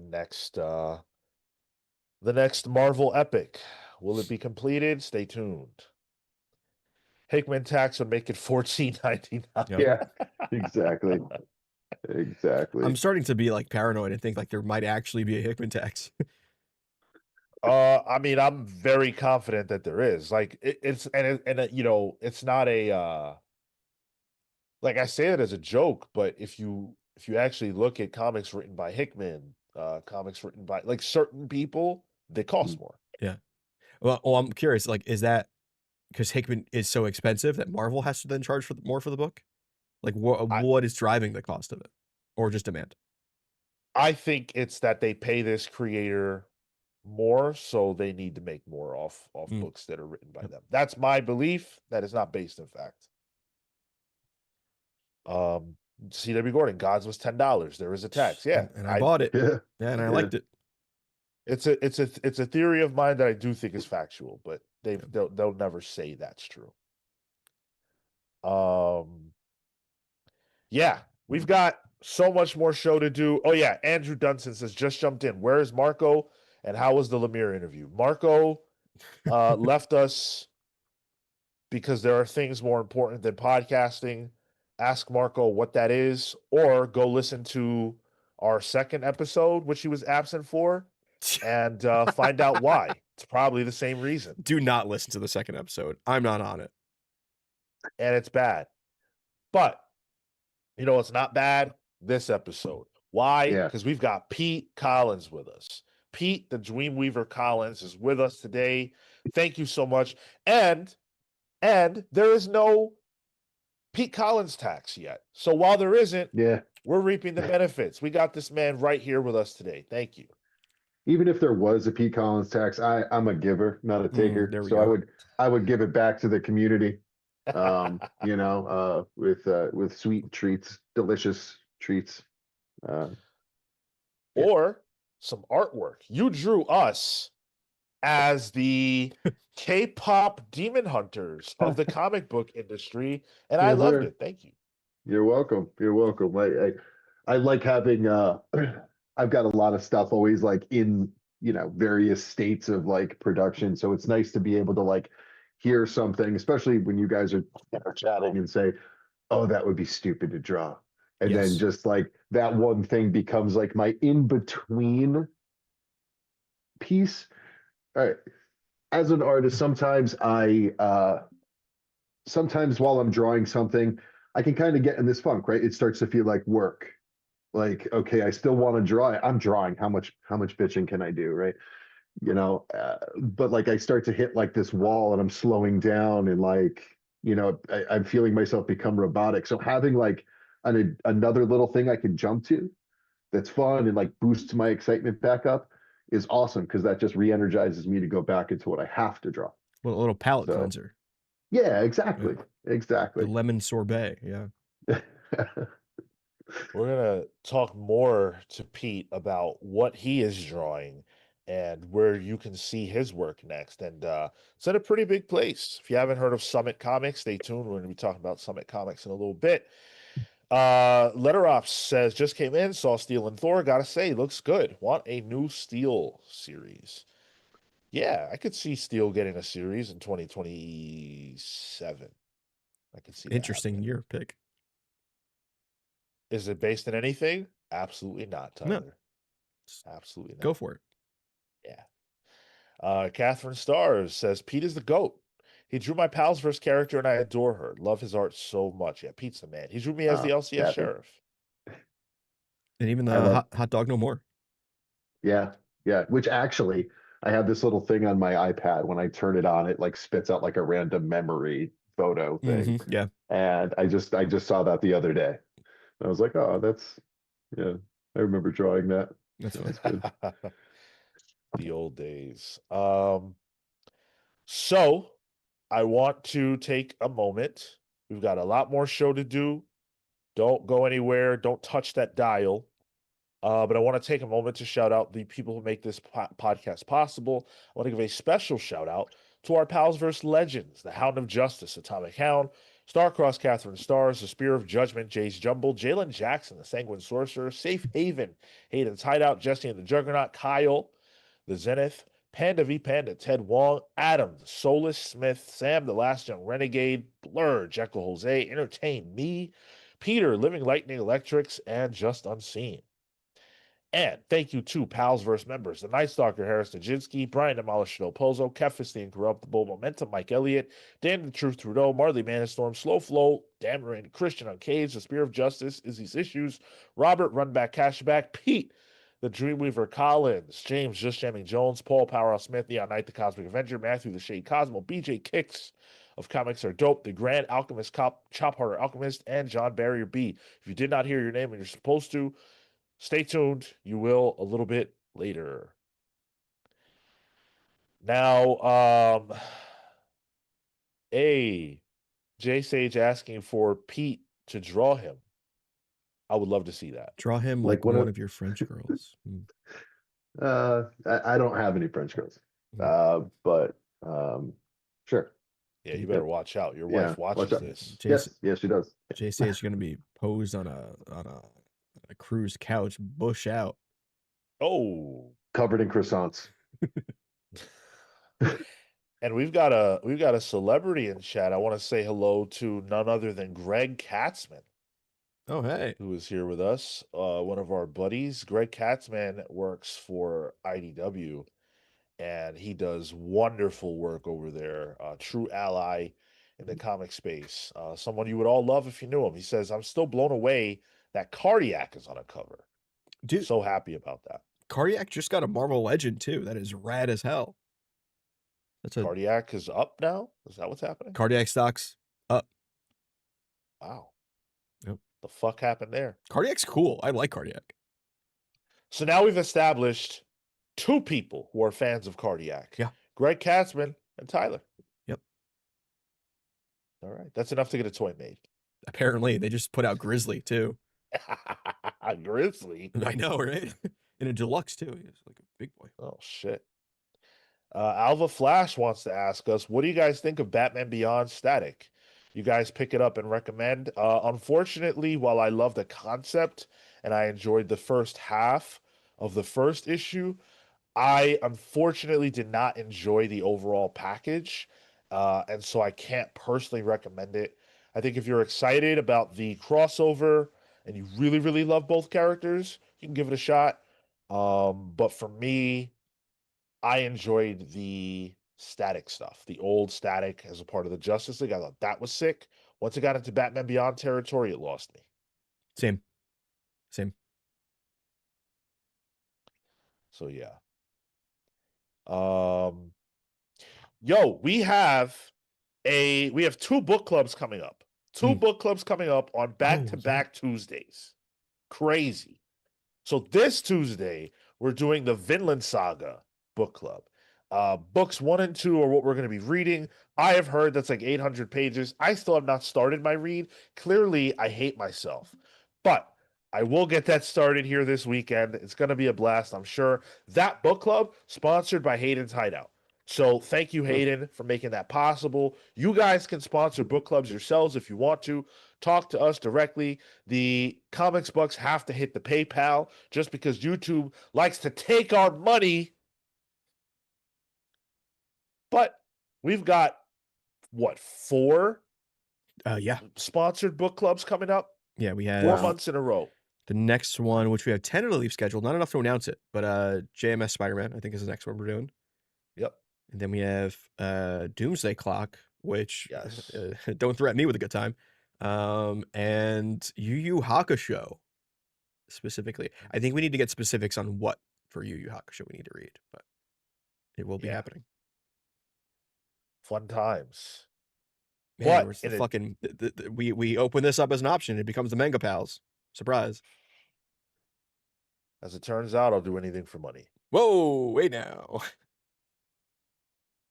Listen, last Anything? last week somebody asked me if I'll drink a glass of Granny's sweet peach tea for $1 million. And I said yes. The fact Because you have I a need $1 nickname million. for it, Sean, sounds like you're into it. It's not my nickname. That is Okay. a nickname from Batman vs. Superman. My Snyder heads in the chat are going to know what the fuck I'm talking about. When were they talking about piss in Batman Superman? Go watch it again. I That's won't. how many times people don't believe me. People think that I'm not really a fan of those movies and I'm just trolling. That's not true. In the scene where Superman is on trial, Granny's sweet peach tea is present, and I'm not gonna say any more. Just watch the movie. I will never watch that movie again. All right. All right. For a second I didn't realize that was code for piss. I thought it was like some brand I could go get at the gas station or something. I mean, you probably get it at the gas station. You gotta go in the Yeah, back. well, Yeah. yeah, fair. See, chat knows. Y'all know. Y'all know what time it is. Devlin says a major plot point. Yeah. Is it the definitely bomb? Yes. It's a piss bomb? I mean, the piss isn't the bomb, but that's the bombing scene. Yeah. Oh, I thought there's a piss bomb. Steve Canara says, $1 million, I'll gargle it. You nasty Jesus fuck. Christ. I'm with you. Oh no, he's too into it. He's too into it. For $1 million, bro, you can change your life right now. All you got to do is drink Granny's sweet peach tea. Oh God. Okay. All right. Let's talk about the Jeff Lemire book club. Well, we are doing a book club. The other book club is Moon Knight. That is the one y'all voted for. Hell yeah. There was a big push I saw to get Moon Knight over the hump to beat All New Wolverine, which was dominating the poll for quite some time. But yes, Moon Knight indeed did win. This is Jeff Lemire and fucking Greg Smallwood. Oh, thank you. Fuck, I cannot remember his name. Love Greg Smallwood. And Lemire, obviously, but This is a wacky one, Sean. Have you read this one? I've read some amount of this. It's fun, man. I'm excited. Have you read this, Pete? I don't think I have. I'm looking it up right now. I think I would remember it because I do like Lemire's work. Yeah. And I don't think I've really read this. Yeah, this should be interesting. Where does Okay, so how long is this run? Because I'm wondering like how long should we It's not I think we could probably do the whole thing. I don't remember it being that long. Okay. It's Yeah, what so volume 8, is it? volume 8, yeah. Moon Knight volume 8. It's only around 2 years, so probably not that much. Okay. Yeah, It's so we can probably just Oh yeah, because it shifts into we could probably get the whole thing done. 14 issues. 14. Yeah. Oh God, yeah. Yeah. Jesus. Then it gets the Max Bemis run, which I also like. This Max Bemis Jason Burrows is also volume 8, but the first half of volume 8 is all of the Lemire Smallwood stuff. 14 issues, not bad at all. Damn. I want more. It's all new, all Wow. different for you though. A lot of that stuff is quick hits. Yeah. Yep. That was an interesting era for Marvel. I really wish I was doing a deep dive about the era. I just couldn't get it together because we only knew we were going to do this this month, so I just didn't have time. But I will do it eventually. Maybe not this year since we're already doing a month based on it. We'll see. We'll see how things net out. However, what we've put the spotlight on for this month, in addition to the all new, all different era of Marvel, is our comics-based resolutions for 2026. These are the things that we are most well, we'll do this real quick. These are the things that we are going to try to accomplish this year for ourselves in the space of comics. And we're on our number 3s, but we do have a guest. So Pete, surely you don't have 5 comics resolutions for 2026 that you're here to share, but do you have one or two? Just in general, like spending habits, goals to read, like is that what we're talking about? Yeah, Or just anything in the space of comics. anything Yeah. in the space of comics. Okay. Well, I can offer a couple. Sure. I would like to read more comics that are not mainstream. I think that which I pretty much do, but between drawing and day jobs and you know normal stuff, grocery shopping, taking showers, whatever, I don't have a ton of time to read as much as I'd like, and I tend to hear about things after they hit, and I'd like to be at something ground level, right? Like pick up a new book, read it and enjoy it without having to hear like third, fourth, fifth hand about how awesome it was. So my goal is to read more comics, independent comics specifically. Um, I would like to get out to more shows. As a fan and tabling, I don't table often, and I'd like to get out there and do that a little bit more this year. I've already started looking into that. And there's a couple of shows that I definitely want to just go as a fan and not worry about like dragging a million copies of a book with me. And lastly, I'm looking to refine my schedule a little bit more so I can be a little bit more on task. That's a personal me thing. So that I can increase my output. Like I've been drawing stuff for future stuff for about a month and a half now. That's not even going to really be shared for a while. But like I'm trying to get ahead of myself so that I can breathe a little bit come this time next year. So trying to maintain some organization to production. That's got to be frustrating. And I feel like I've heard it from every artist where it's like, love drawing so much, don't have a lot of time to actually read comics and just enjoy them. Yeah, no, and I've had conversations with some other artists similarly. And I felt it a bit, like there's at my point artistically, I still have a day job, right? That day job has certain requirements and requests and comes with its own ball of stress. And there are times where I come home and I'm like, I'm going to lock down, I'm going to draw for 4 hours.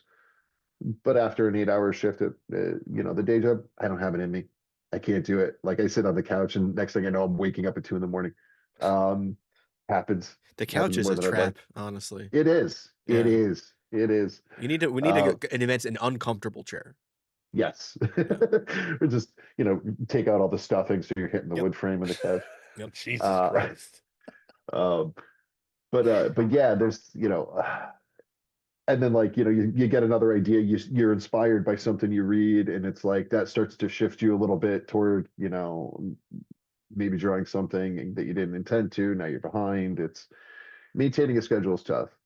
It's tough. I try to fit in fun stuff like, the K-pop Demon Hunter thing for you guys. Like that was just something fun I wanted to do. But maintaining a schedule for the sake of things like Kickstarters or print schedules and that sort of thing, like that's difficult. That's hard. And so my personal goal is always to try to work ahead, even if that means making today uncomfortable because I gotta like drink a gallon of coffee and get through a page and a half of something so that I can breathe more tomorrow. If that makes sense. That gallon of course, coffee yeah. doesn't sound like hyperbole either. No, it is not. It is not. It is not. Like people who have those water bottles that have like levels on it to encourage them to keep going. You have that for just black coffee. This may be TMI. So went to my doctor, had standard thing, and he was like, yeah, you should probably lay off the coffee. And I was like, look, doc, there's some non-negotiables here, right? Like you want me, I you know want me my to body. yeah, you want me to cut sugar? Fine. You want me to go on a fucking walk every day? Whatever. Okay. Coffee? No. No. I trust my local barista more than my doctor. Thank you. See you in a month. You go to the doctor every month? Sounds like No, maybe no, you it do Goes need to to the cut that barista. coffee Yeah. out. No, It's it's like the 3 barista months. every month. He has to get his his warehouse shipment. Yeah, pretty much. Oh shit. We're gonna talk more with Pete here in a little bit. I have a lot of things to say to Mr. Pete Oh, Collins. geez. Yes, they're all good. They're Oh, all okay. good. Sly Blue Demon has been a channel member for 3 months. Thank you so much. My goal is to get to Krakoa by the end of the year. Dude, you're gonna have a hard time getting to Krakoa, bro, because I don't know if you read I guess you didn't read the finale of the Krakoan Age, but I mean, how are you gonna get there? They're not here. Well, spoilers. He hasn't gotten there yet. I didn't tell him what happened. I just said they're not here. He probably knows that. Uh, I'm reading OG Inferno right now with this playing in the background. Hey, Two Yeah. things. How do you read with a podcast going in the background? That is an insane level of focus that I do not have. Two, he was the one doing all of X-Men, right? He's I been don't know. reading every issue of X-Men You're thinking chronologically. of wow. Are you thinking of Zenith Flare or maybe I don't I know? think a couple of people have done this. They've Yeah, done like the I don't anime method. Slide Blue Demon. Listen, I'm gonna offer this. You don't have to take it by any means. For comics bucks, I will read your comic to you. Since you like to listen to me talk while you read comics, what if you could just listen to me read your comics to you? Like a I'm lullaby. available. I love to read and I love to talk. He'll do it IRL. Yeah. Yeah. And outside of this realm, I don't find a reason to talk ever. Yeah. So that is kind of true. Yeah. yeah. So if I'm understanding this, Sly Blue Demon's trying to get to Krakoa by the end of this year, is reading the OG Inferno now, and is going chronologically up. Is that I what think what so. that is? I believe Ooh. so. Yeah, he says I'm reading all Whoa. of X-Men. Yeah. Beautiful. Whoa, buddy. That's a lot to do in a year because you're in the era of a lot of X-Men coming out. Yeah. And is it just X-Men, or are you going like all X-Men, all like That's a good X Factor, question. X-Force, all that? Yeah. Because I think you're at the point. I've read a lot of X-Men books. You're at the point where Inferno is what really kind of starts pulling in all the X titles and like incorporating them across different events together, and that's kind of, I think, where the overlap really starts. Yeah. Where it's like, oh, hey, Fatal Attractions. Now you got to buy 5, 6 different titles Yep. to get the story. Like I think Inferno is kind of what launches that. He's reading them all. New Mutants, X Factor, Excalibur. Whew. Wow. Yeah. Jeez. Wow. Gen X. I mean, you get to Gen X at least. I love Gen X. I mean, there's really good stuff there. New Yeah. Mutants is my top 3 favorite books of all time. Really? I love Demon Bear. Huh. I It is a want good story. the Sienkiewicz Demon Bear tattooed on me eventually. Wow. It's a good story. I love that. Yeah. I was big in the 90s X Sure. books. Who Yeah. wasn't big in that? If you were around for it, There was plenty of them, so there's one for everyone. Yeah, but there was also a lot of crap too. Yeah. Getting into like random like 4-issue miniseries for Husk. Yeah. I remember like I had like relatives that would like get me like comics they would find at like a flea market or something. And every time I opened it, I'm like, oh fuck, Big Guido, damn it. Yeah. Tyler, what is your number 3 resolution for 2026? A lot more simple and straightforward than Pete's, which is fine. But there is everyone has a book that is on their shelves that they have not read, and they always look at it like, I got to get to that. And I know I talked about All Sorts of Men as being one of them. It is, but there's also been the entry point into Savage Dragon, which I have. I have the first what is it? The Ultimate Collection, Volume 1. They have a couple of these now. They're in color. It's just I've never gotten into it, and I love the idea of Savage Dragon, even though it still comes out, sorta. But the fact that it progresses in real time since the 90s and has real life reactions to things because it's kind of in the real world means that I really, really, really, really want to get to it. And I've read a lot of issues here and there from the modern era, but I've never really got it from the beginning. And so I got this for myself, thinking I would get to it, but not quite there yet. But maybe this year. For me, it's read something, at least one thing that is old that I love. I used to reread like Grant Morrison's Batman every year, like some portion of it. Then when Hoxpox came out, I would read that every year. The last couple of years, I haven't gone back and read anything for myself that I just love, and I'm just reading it because I want to. And so that's something I got to do is go back and read something I love. And not that I need a reminder of why I love comics, because I get that reminder every week, but just like connecting with what I loved before. So I want it to be New Avengers because we did that for a book club last year and we cut off at like 25, and I want to keep going. So maybe it'll be that. I don't know. We shall see. I've also got an Immortal Hulk omnibus that like has been staring at me for what, 2 years, a year, that I want to crack open. So get to it eventually. Pete, Sean. you are a part of a new endeavor, something that I think people don't quite know about yet. Some may, but they will know more about it soon. There it is, right on the sweatshirt. I love that you already have merchandise. That's amazing. Pete Collins is one of the artists behind Summit Comics, which is a brand new comics publisher that doesn't have anything available for you to read yet, but will very soon. They've got a Kickstarter coming, and a lot of really good, talented people behind Summit Comics, not just the creatives involved, but some of the higher ups involved. Um, what is your role with Summit Comics? What is Summit Comics, and why should we care?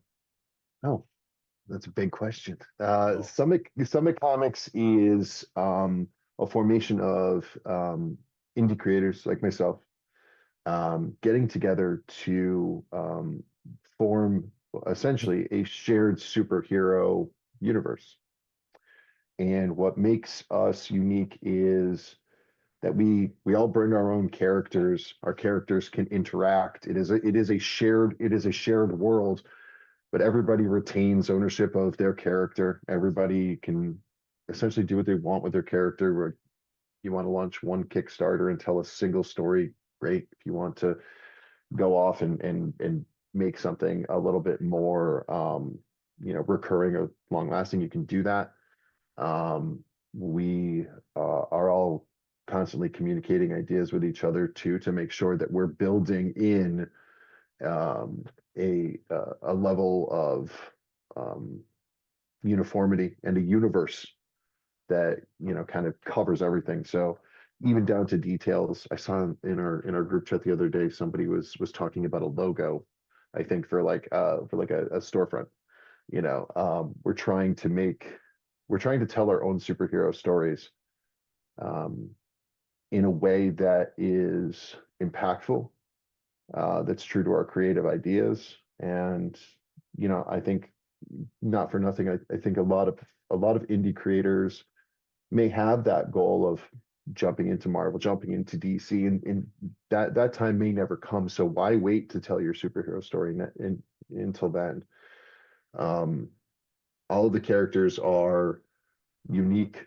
The art's fantastic. There's so many different artists that we've got working on books. We even did an artist talent search recently, where we had so many outstanding submissions from people at different skill levels, but like trying to get their art out there. It's been an amazing journey up to this point. My role is guy that draws stuff. I think is pretty much it in a lot of ways. I've been doing a lot of promo stuff with them. I've got some future work plans. I think essentially I'm a assistant art director.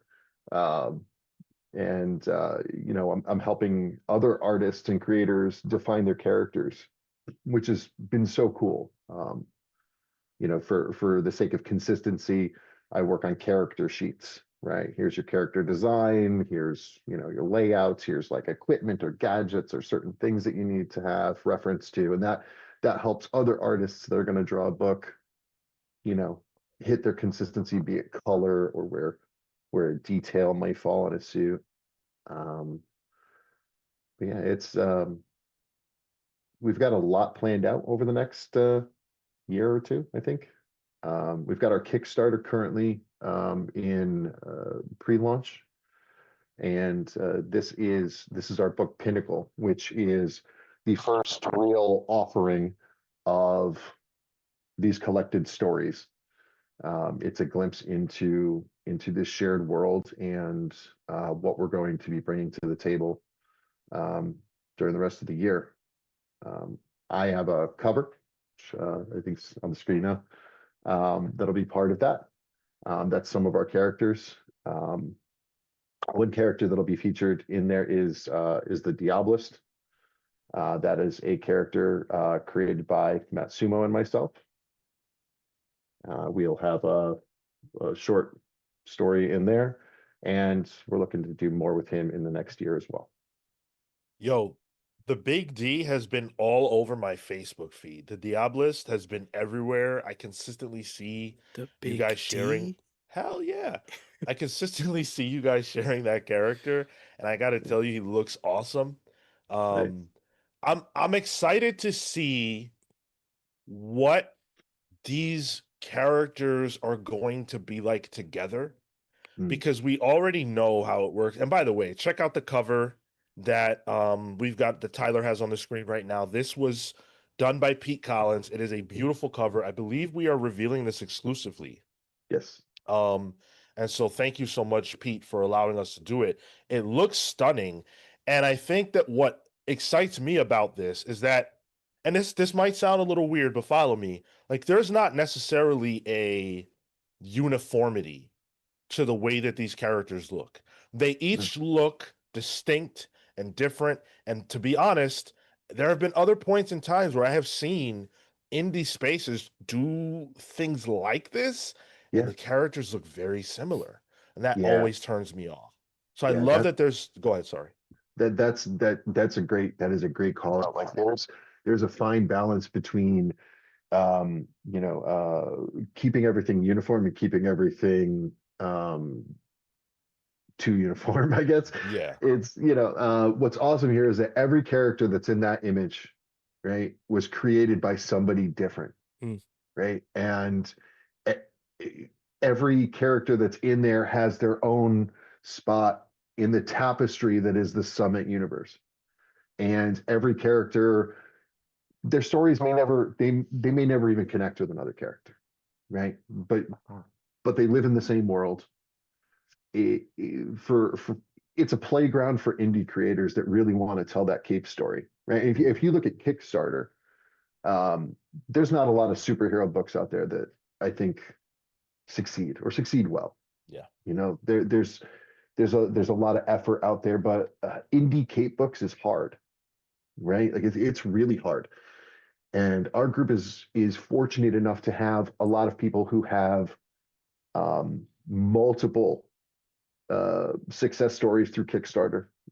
We have people who have been published again and again through, maybe it's horror, maybe it's fantasy books, that sort of thing.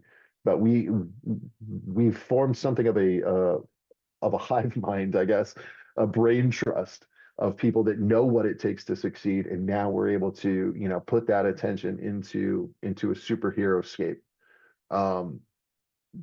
What we aim for is making sure that our characters are cohesive without feeling cookie cutter, I guess.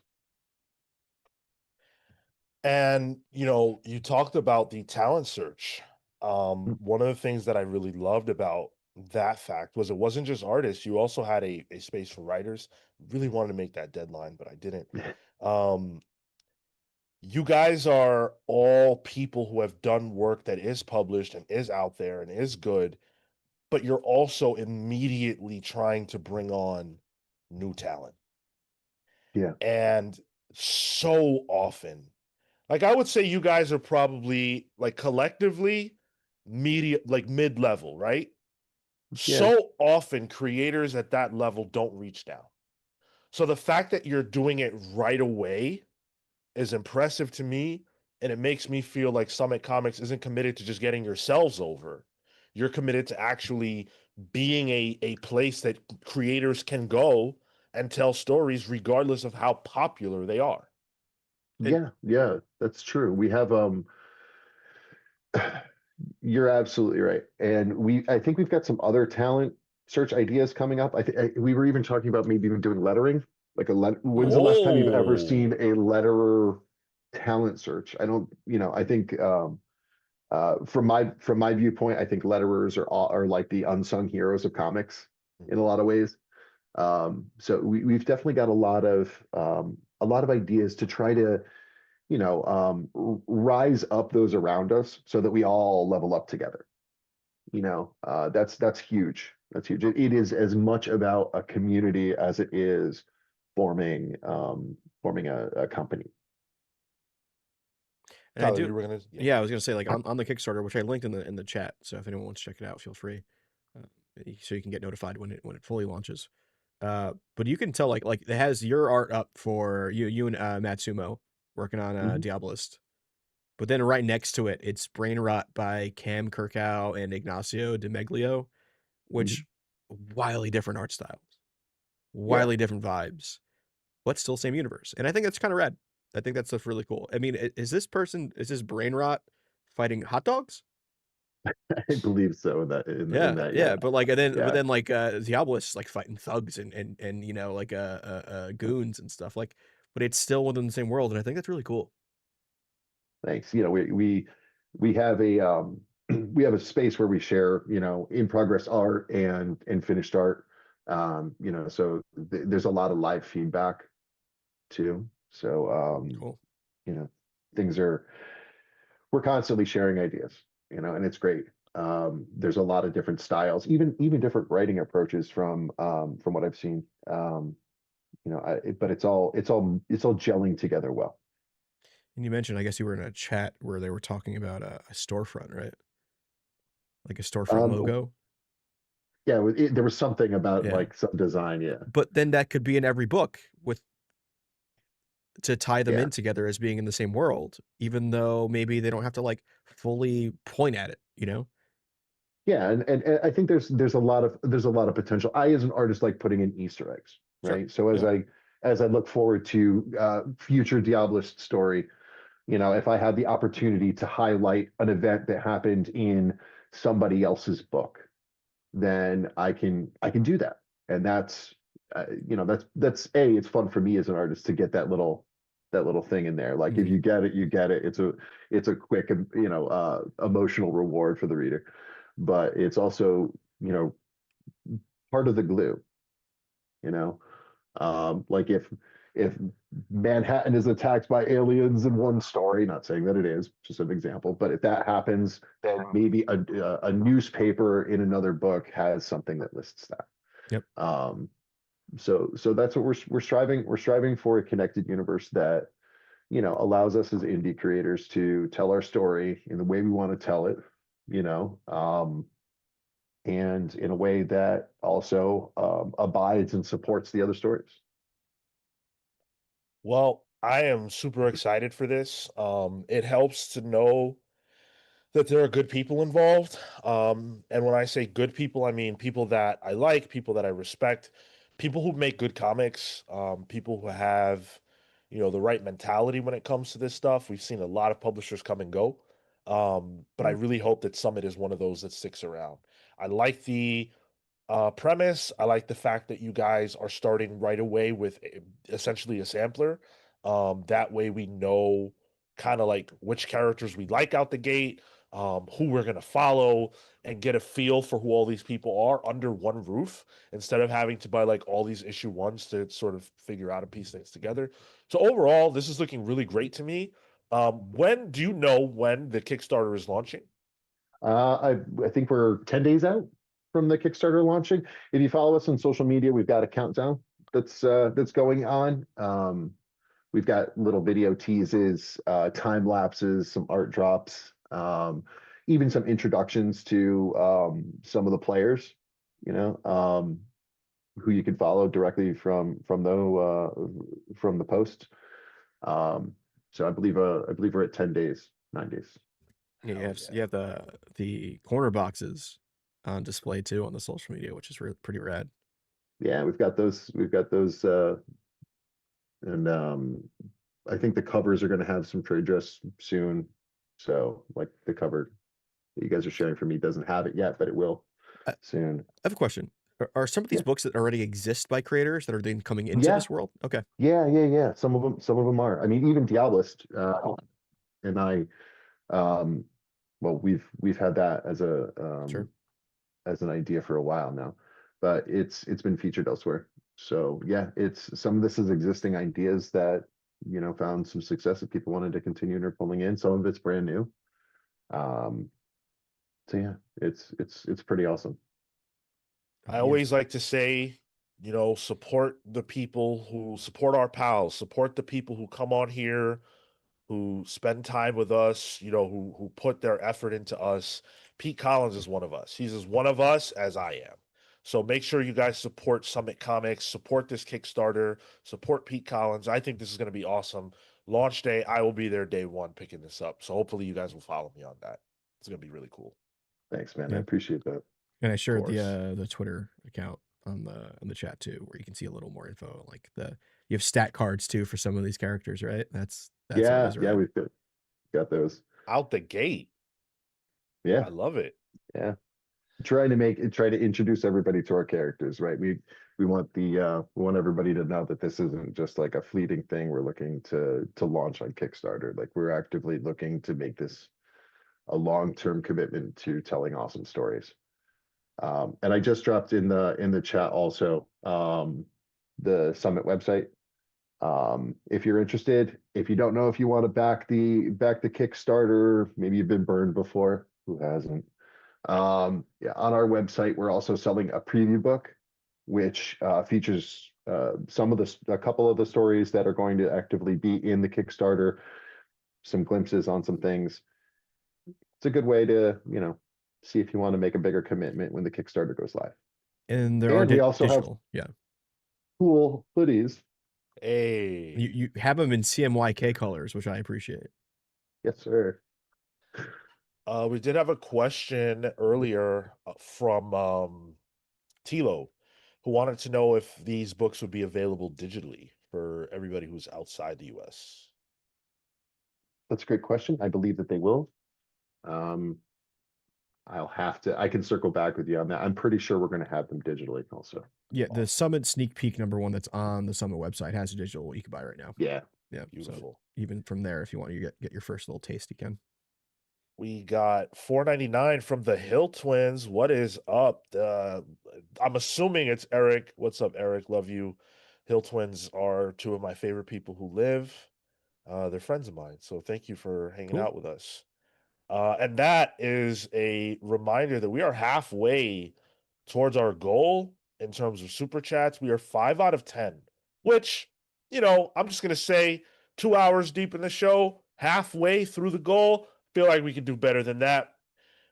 Let's spin the wheel because we owe one. Let's get a wheel spin in there. Maybe it'll land on water. I would love to drink some water. It's coffee for Pete. Well, where are we at? Oh, you got it. Water indeed. All right. Drink what you got. If you got coffee, water, something else in your cup, drink up. Now's the time. I don't have anything. I only have what is that? Sweet Granny's peach tea.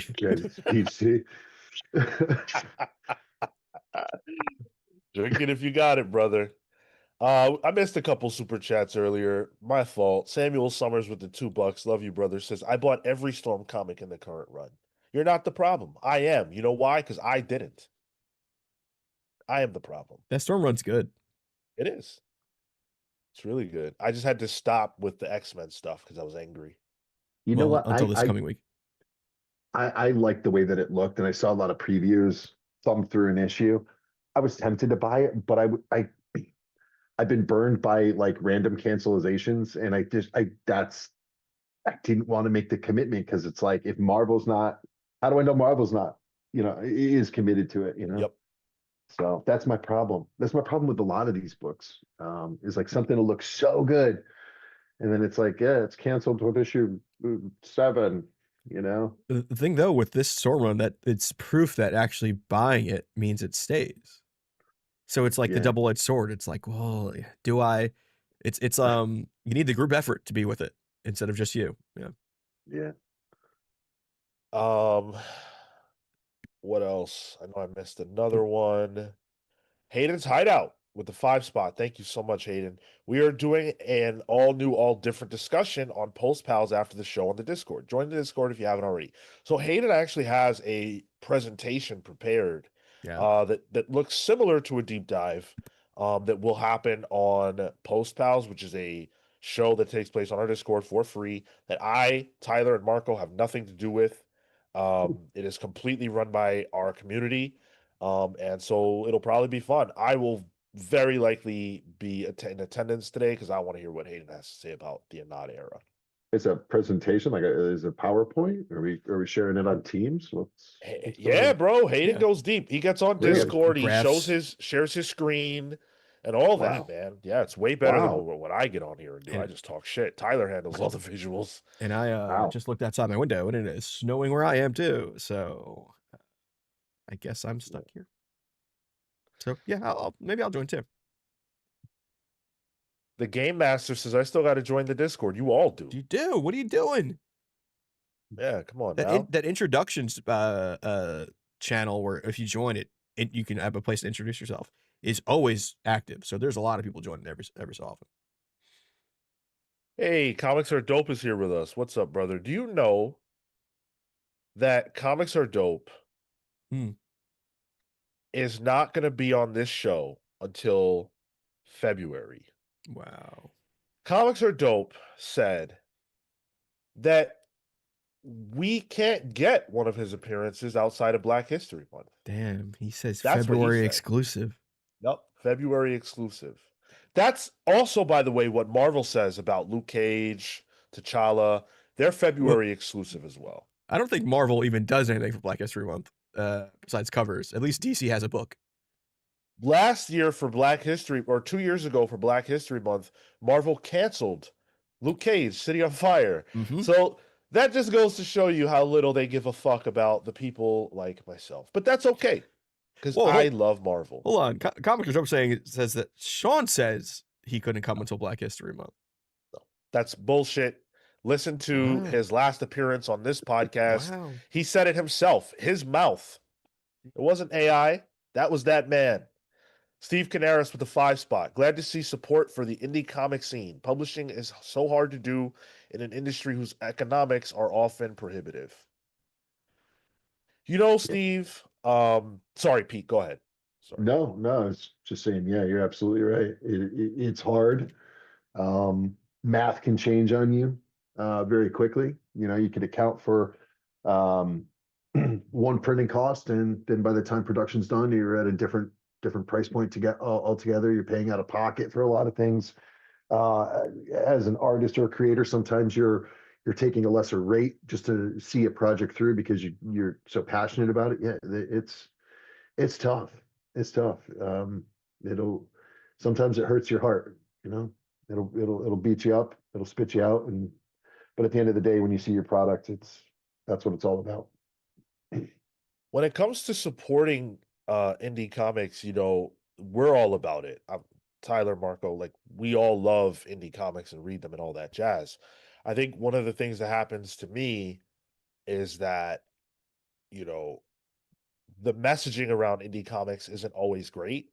And sometimes those creators will reach out and it's just like, hey, want to promote my book? It's like, no.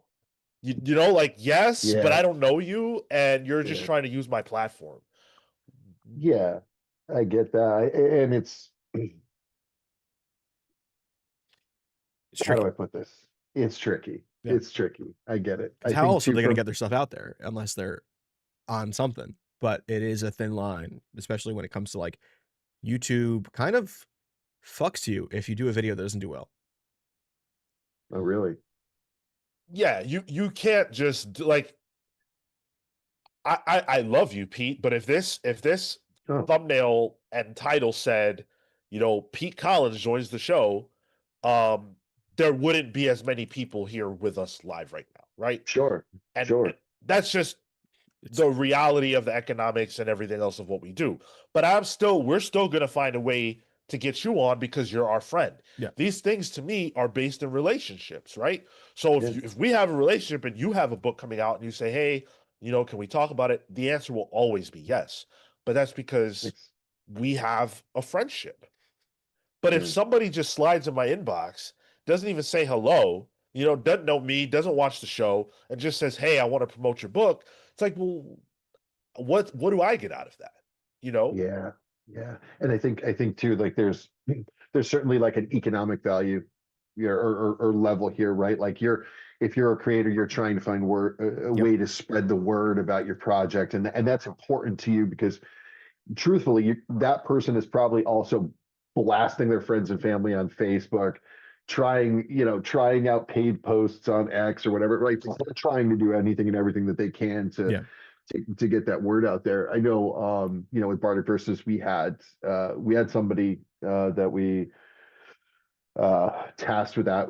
We paid them to help us with that, and it was and that all that resulted in was a lot of the same interview on different podcasts that had 10 viewers that didn't push the needle. I think but it's a struggle, right? Like from the creative standpoint, you're trying to generate interest and intrigue and a following in your project. And I also think too, like there's a social element to it too, right? Like, you may want to have somebody on, but if you don't agree with the messaging, Sure. that puts you guys in a weird spot, you know? So I can imagine that's very difficult for you guys. Totally. It goes both ways, you know. Yeah. We have realities and you guys do too. And like look at what Comics Are Dope said. He said, "I once interviewed a guy and his opening line was, 'I see you get a lot of views, so I wanted to come here to talk about my book.'" Which like Yeah, that's not I cool, man. get, but it's a two-way street, you know? And also like Yeah. social media is so fucked right now. We're like, I don't know what works for social media in terms of like which one do you go on? When do you post it? Do you pay Showing for a promotion? ass. That works. I guess so, yeah. At Grok, put my cover in tape. I Yeah. Yeah, so but of course, you know, Pete Collins always has a home here and creators who, you know, show us love, of course, will always have a home here, but just sliding into the email, I don't know, man. The great Devlin with the 5 spot. The conversation about Marvel women made me look at solicitations. There are number ones for Rogue and Psylocke dropping next week. Didn't know about them. Yeah, they are coming. Um and we'll Yeah. probably be reviewing Rogue because you fuckers want me to read X-Men books that bad. Why? I'm not saying Rogue is going to be bad. It'll probably be good. But I have made a decision for my life to stop, to cut it off. But you guys don't want me to. And then you watch Pals Pulls and you talk some shit like, "Oh, Sean, your stack is too big. You got to cut it." But you want me reading Rogue. Not I've only heard that, it, they don't bro. read it. Not only that, they don't read it. Yeah. Exactly. Yeah. Ay, ay, ay. I love you guys anyway. All right. Jim Lee watch time. Real quick, where's Jim Lee? That's what we're asking ourselves every week because the man is everywhere but the drawing board, specifically for Batman Hush. You want Jim Lee to draw Batman or Spider-Man, Superman cover? Done. You want Jim Lee in South Korea? Done. You want Jim Lee to come to your house and draw you personally? Done. You want Jim Lee at Terrificon? August 7th through 9th at the Yep. Mohegan Sun in Unksville, Connecticut. Is that really Unksville? Done. Yeah. This is the actual unction? UNCA-ville. Yep. Yeah. We're going to the Jim- unction. Jim Lee will be at Terrificon August 7th through 9th. Beautiful. What will happen first? Hmm. Jim Lee's appearance at Terrificon in August, or the release of the finale of the first part of Hush 2? Place your bets. I think at least the Hush 2 finale will have happened. You think it's gonna beat? I think it's August, man. It better. I mean, we have to listen till April, so we only have May, June, July. We only got 3 more months before That shit ain't coming yeah, out, bro. okay, yeah. Now that I've narrowed it down to 3 months, it might not. Jeez. I'll say right now, you will be able to go to Terrificon in August and ask Jim Lee where the fuck Hush 2's at. That's what you'll be able to do. I will be going to Terrificon in I'm August. thinking That's my about going local too. show. Yeah. Oh So, shit! Yeah, that's my local show. I've tabled there before. It's a first off, hell of a show. Awesome time. Yeah. It's a comic convention in a casino. What could go wrong? I'm gonna go. I'm calling it now. I'm going at least one day. I want to go because I belong there. Unksville. There's not a lot there. There's It's not a Mohegan lot. Sun though. So you The know Mohegan's great. we can but, put those comics books to use. Oh yeah, uh, gamble them away. Yeah, no, I don't gamble at all. But I do hear really good things about the show, Pete, and I'm glad Yeah. you're co-signing on that. yeah, it's a great show. It's absolutely worth it. Bit of a drive, especially if you guys are coming up from the city, but it's worth it. Bad. I don't know, man. It's probably what, like a 4-hour drive for you? Oh, that's I- my limit. I drive a lot though, so like, what is a long drive for me? I'm like, oh yeah, I'm just gonna go to Philly for Yeah, no but- reason. Let's make it a thing. You guys take Metro North up my way. We'll all load in the car. We'll go together. Oh, dude, it's a Oh. 2-hour drive from where I am. It's a Two- 2-hour drive for me. How is that even possible? And then Sean's about a 30-minute drive from me. Marco's the only odd one out. So yeah, we're probably like a 3-hour drive. So it's not that bad. Hmm. Shit, that might be a Comics Pals trip. Yeah. We might have to do that. He's only there on Saturday though, and we have the show. So you know, Oh fuck, that's right. Mm. That's right. Well, we're gonna have to do the show live. We'll do live we coverage. got time. Chase him down, Do it. like Billy on the Street style. Mr. Lee, Mr. Have Lee. One of you has got to steer the ship, so somebody's staying behind, running the show. We'll check in like a news anchor style. Yeah. Yo, oh okay. my god, live Yeah. jump ins trying to Yeah. find Jim Lee. This By the feels like way, something Phil would have done, Sean. yes, absolutely. By the way, this is all jokes. There's no negativity towards Jim Lee. I hope you guys all understand this is just a joke. I hope you also know that I am liking this idea so much that it might be serious. CW Gordon says we need a Loeb watch too. This can't be all on Jim Lee at this point. Loeb watch. What are we? I think Loeb Ferengis? already did his part though, right? Like he did his part probably a Allegedly. year ago. I have heard that this, and again, this is just rumor and innuendo. I have heard that this script was largely written in the near immediate aftermath of the original Hush. I don't know if that's Wow. true or not. I kind of doubt it, but Damien's I in have it. read that. Damien's in it, so it can't. Yeah, true. like it's possible that the framing was done. It's possible that the ideas from then and then newer elements got added. I don't know. I have no idea. It's hard for me to believe that the delay is a Jeff Loeb related delay, but it could be. He's had a lot of delayed books. He sure has. So typical Spider with the $9.99. Good to see you. Says, hey guys, can't stay for the live, but was curious if you've read 8 Billion Genies by Charles Soule. One day every person on the planet gets one wish granted. It's awesome and is getting a show on Prime. I have read it. Yeah. It was good and interesting, but the ending left me wanting and not in the good way. I never finished it. I probably read the first trade. I like Ryan Brown a lot as a person. Ryan Brown is rad as hell. Total weirdo. So I usually pick up anything that he does, and he does a lot of stuff with Charles Soule. They're doing Lucky Devils now, I believe. Yep. Yeah. Yep. Which I haven't picked up, but yeah. Pseudo follow up. I have a Ryan Brown commission actually, Oh, and it's I asked for Bib Fortuna from Star Wars, the major domo to Jabba the Hutt, and when I picked it up, he's just riding Kaneda's motorcycle from Akira, and Ryan was like, "Yeah, I wanted to draw that, so he's riding it. Sorry," and I'm like, "You know what? Hell yeah." valid. Hmm. Izzy's issues with the 5 spot. Got to get us to the GOAT game. And you did. Thank you so much. It gave me the framework for a semester-long project that integrates all of the 8th grade learning standards at once. What? He sent that to us. What? Yeah, it's in the Discord. I Oh. gotta hear. That's crazy, Izzy. I gotta hear about that. The GOAT game is something that I wanted to do on here for a long time. We were finally able to produce it last year, and now it's in schools. I can't even believe it. Comics Pals is for the children. Hell yeah. Sean, you're always saying fuck them kids. Forget that and bleep yourself. There are kids that listen to this now. Better watch out. And then the Game Master with the $4.99 and a picture of a goat, insinuating that we have now crossed the goal and made it to the GOAT game. Thank you so much for keeping us afloat every single week. Love you guys for that.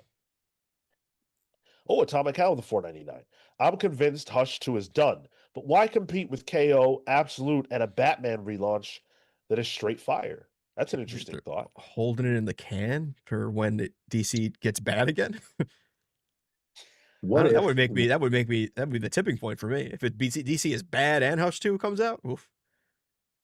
what if they're holding on to it until they get the trades, and then that's their way of boosting sales in the trades, right? Like, hey, we're not going to go back and actually make a single issue because we moved so far ahead, Nah, but here's the trade. That would be kind of I messed up. I could almost see them doing a trade situation for the second half of this Yeah. Yeah. because the monthly thing isn't Yeah, obviously not like happening. a graphic novel, like a premiere graphic novel or something. Yeah. Yeah. Yeah. Man, trying to get Jim Lee to draw a single issue is tough enough. Fucking graphic novel. Munster says Jim Lee and Loeb did a podcast when it first dropped, and Lee mentioned he basically had to redraw a lot of the first issue because he was just getting back into interiors and it was not up to standards. Wow. I mean, good for him for having Integrity. I guess. Yeah. I agree. I love that at this age, at this stage of Jim Lee's life, he's still like, nah, if I'm not Jim Lee, I can't drop it. Like, I gotta be Jim Lee. I agree with you, but there is an element of ego to that, Yeah. right? Like I can't draw to my standards, ergo I'm going to not let this book release. And it's Batman. Like if it was an indie thing, okay, sure, you're not releasing your own book, but like Batman, you're gonna hold Batman hostage because you didn't draw something to your standards. That Not even hostage anymore. They're like, fuck it, we're doing the new volume. look at the end of the day, I love Jim Lee. I love Jim Lee. I've met the man. He's sweet as could be. Gave him a copy of Bardic Verses. He was super cool about Wow. That's cool. it. I have nothing but respect for him, but I think like at this point, like where you are in that company, you have so many artists on your payroll. Have one of them do your layouts for you, and then just draw over it. Right, like have one of them do the rough layout, so you don't got to think about placements and panels and all that, and then just draw over it. That'll help you. Not the Jim Lee way. He's got to do those layouts I know by using a cruise ship window as his light box. Yeah, but to me, it's like you've got all these people that could help you. Just utilize them, partner with them. Jabari Muhammad here says Hush 2 is competing with George R. R. Martin's book. Damn. Oh. I don't know, Pete. On one hand, it's like, yes, it's ego. On the other hand, I think ego is healthy in certain ways. Okay. And I think in this case, for a legend like Jim Lee, if his ego isn't going to allow him to produce an inferior product, I kind of co-sign that. I agree. I wouldn't want something, I wouldn't want him to create something that, diminishes, his name or his legacy or anything like that, but at the same time, like, look, we all signed up for Jim Lee art, but things changed. All right. Yeah. Like, call it in the ring. You got to pivot. Somebody else is going to take over the remainder of the story so that the story gets told.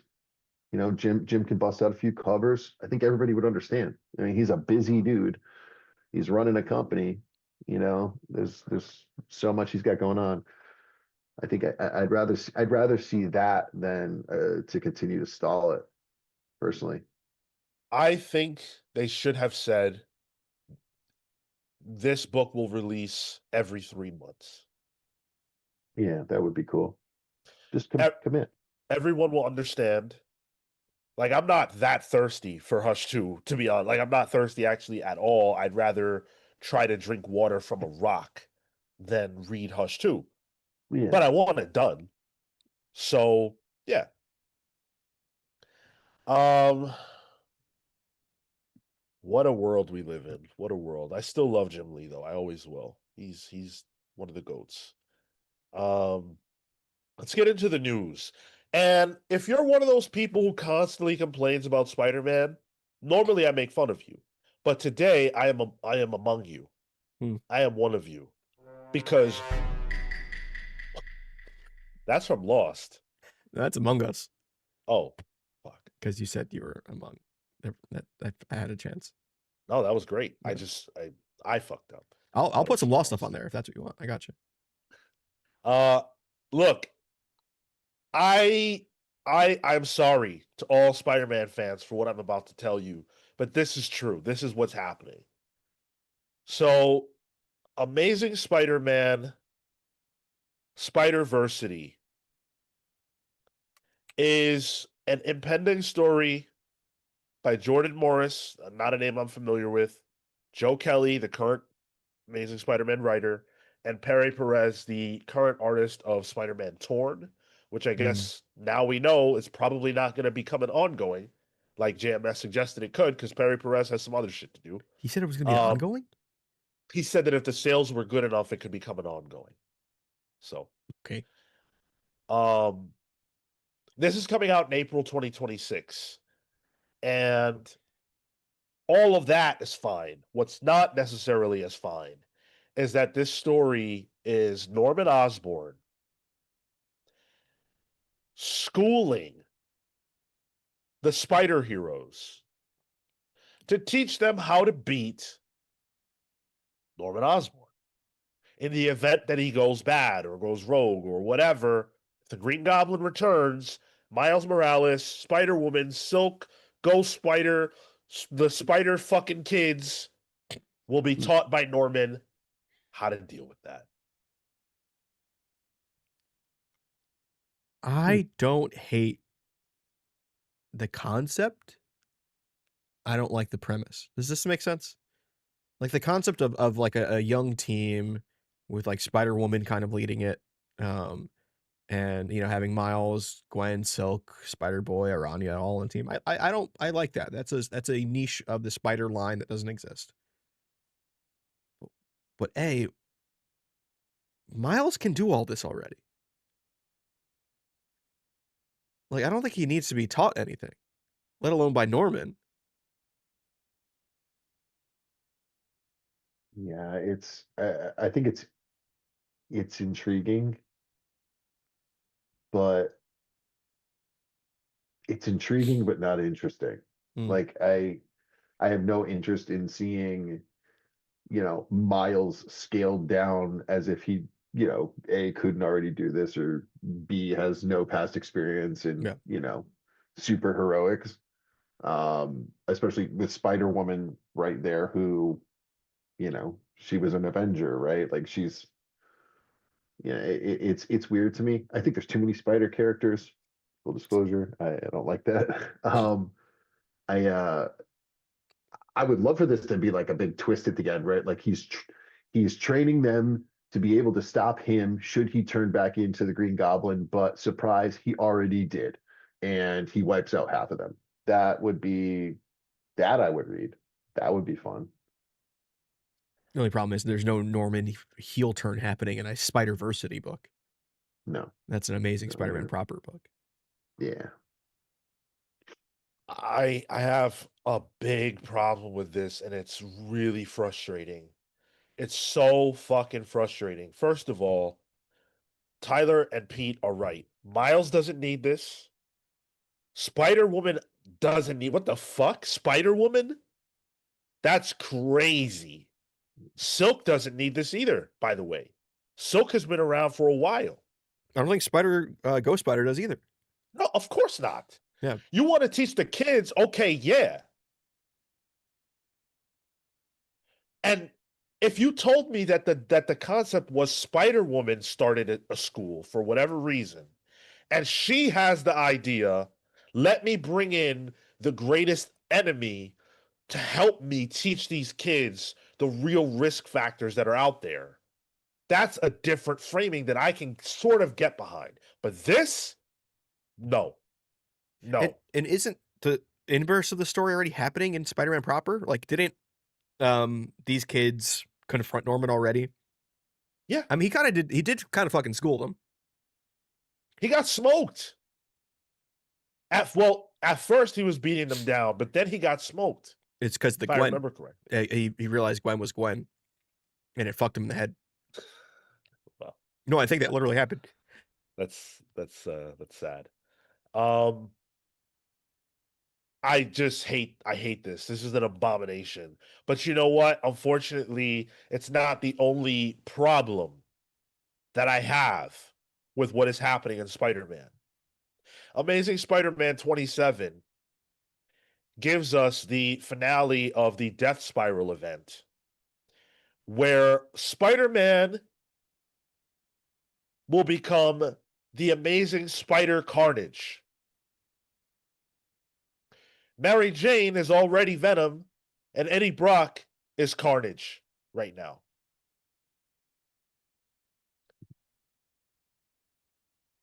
Okay, so, does that mean Eddie Brock becomes Spider-Man? Like, what's the musical chairs we're doing here? That's what a lot of people are supposing. I fucking hate this. And I don't get on here and say that a lot. I despise this. Why? Because I've said multiple times that the symbiote musical chairs is super dumb. It doesn't make any sense. But then you're going to tell me that Spider-Man, who to my knowledge hasn't worn a symbiote since he wore the Venom symbiote, which, the black costume. He's actively against it, even in the current Spider-Man run. Remember, he puts on the Warlock Technarch suit, and once he realizes it's sentient, he's like, fuck it, I can't do that. He's going to become Carnage? That's where we're at? Fuck it, why not? It feels mindless to me now. I can't. It's X-Men level. There is nothing redeemable about that concept. It hasn't been explored that Peter's mind is fucked up. Like, there's nothing leading to that. I almost does anyone else get the feeling like this is all like just to sell toys somehow? Like Venom went through this change with MJ and got the gold symbol, right? New appearance, has a new visual. Then there's the Venom with the Spider-Man aesthetic, new visual. Then there's Spider-Man with a techno costume, new visual. This Carnage version of Spider-Man, new visual. It just seems very Masters of the Universe to me. Like what's with all the different visuals? What's with the fast turnaround for all of these different, aesthetical choices? Like it doesn't. It seems so disingenuous to me, right? Yeah. Like you're gonna flip through these characters, the way they look, who they are, what they are, so fast. You look, man, you got to let the soup simmer to really get the flavor out, and this soup sucks. I haven't been huge into Amazing Spider-Man for about a year now. Like I've been just slowly pushing it away, and this just reaffirms to me that I've been making the right choice. You know. This is where I have been reading Spider-Man, and I actually really like it. The concept of Spider-Man going to space and doing space shit sounded dumb to me. The concept of Norman taking over the Spider-Man costume was like, well, okay, interesting. The problem is Joe Kelly's been landing for me. And even though the concepts aren't working for me on paper, the book has been. So that's why I'm kind of giving this one like a wait and see approach. Yes, it does feel toyetic. Feels like Marvel Legends will come out with another, modern version of this action figure probably by next year. Maybe Tilo is right. Maybe it's just another Marvel rival skin they could put out. But at this point in Joe Kelly's run, I am enjoying it enough where I'm like, hey, I'll let him cook this soup. I've liked his soup before. The soup looks like shit, but it might be good. Sometimes soup looks ugly. Yeah. It's brown goop. And sometimes it still tastes good. I don't know.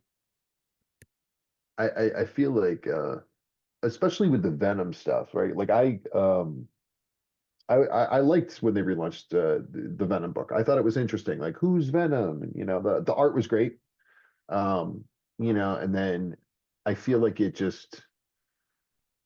could have dragged it out more. You know how like in pro wrestling, right? When they tease a story and then like the next week it's already over instead of letting stuff run out, the lack of buildup, lessens a moment. And that's what I've been Yep. feeling. Pepe Larraz's art, cool. Like I think he was great. I picked up the first 5-6 issues of Amazing. I haven't been a fan of the Norman stuff because like look, there's only so many times Norman can gain his sanity and the story is interesting. Right. Like we're beyond beating a dead horse here, you know. Um I hope I'm wrong though, of course. Like I hope that there's like a finale to all of this that just has like a nice flow. It really seals the deal, and I'll go back and look at it as a trade at that point. People in chat are saying they're speeding to 1000. They really are, because this issue that this is happening is Amazing Spider-Man number 27. But it's also Legacy 991. So we're going to be hitting Amazing Spider-Man 1000 by the summer.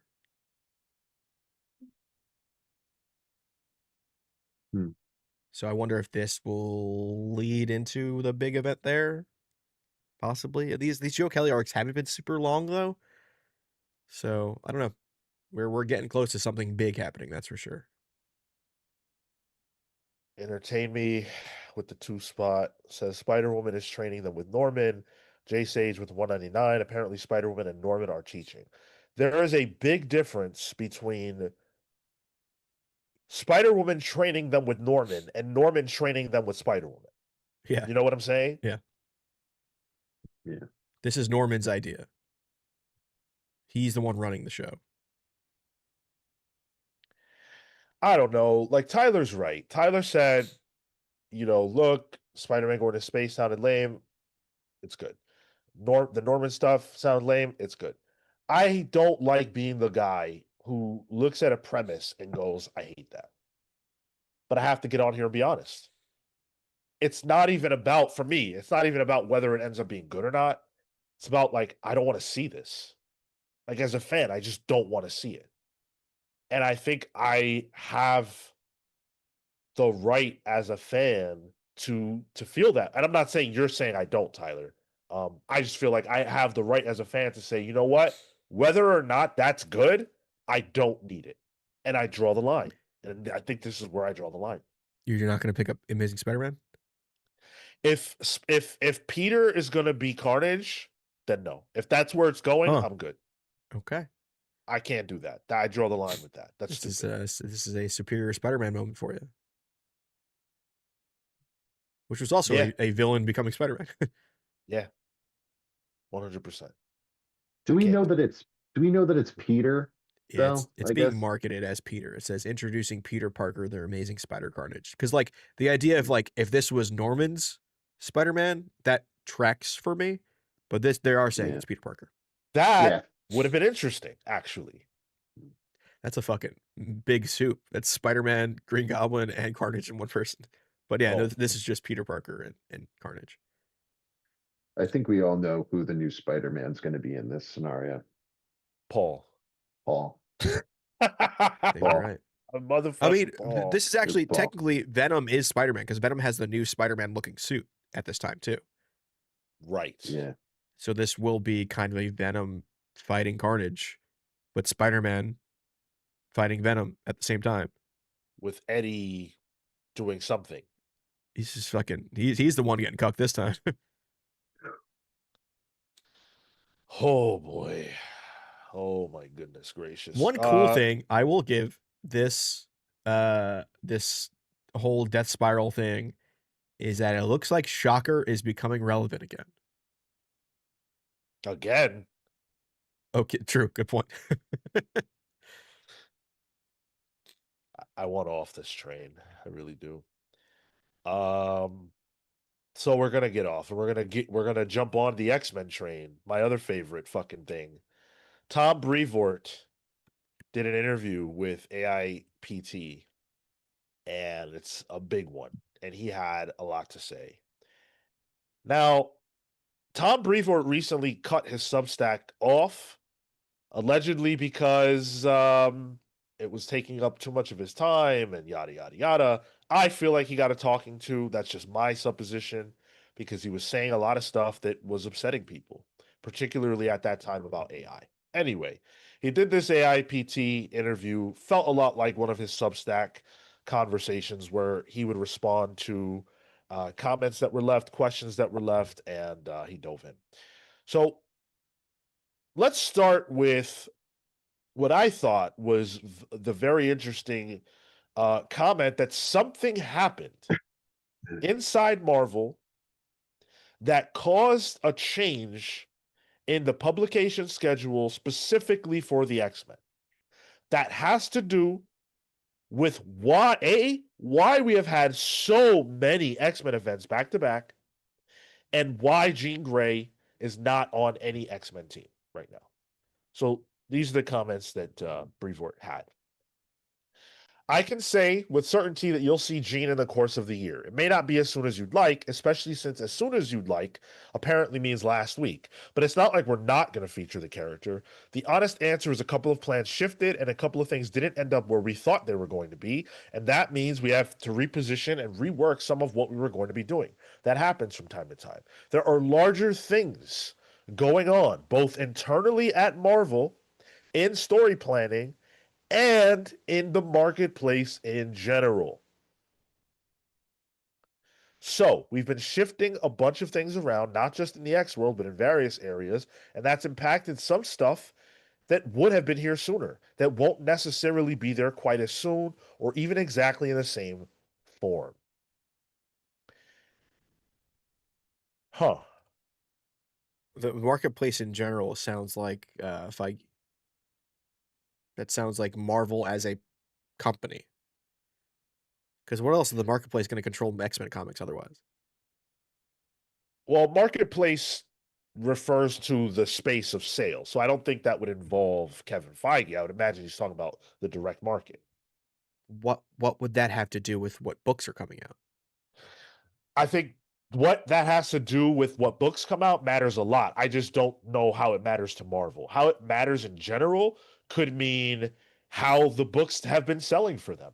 Why the books aren't selling well necessarily. That could be.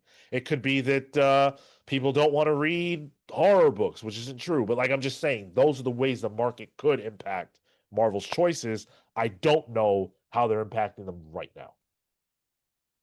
Yeah.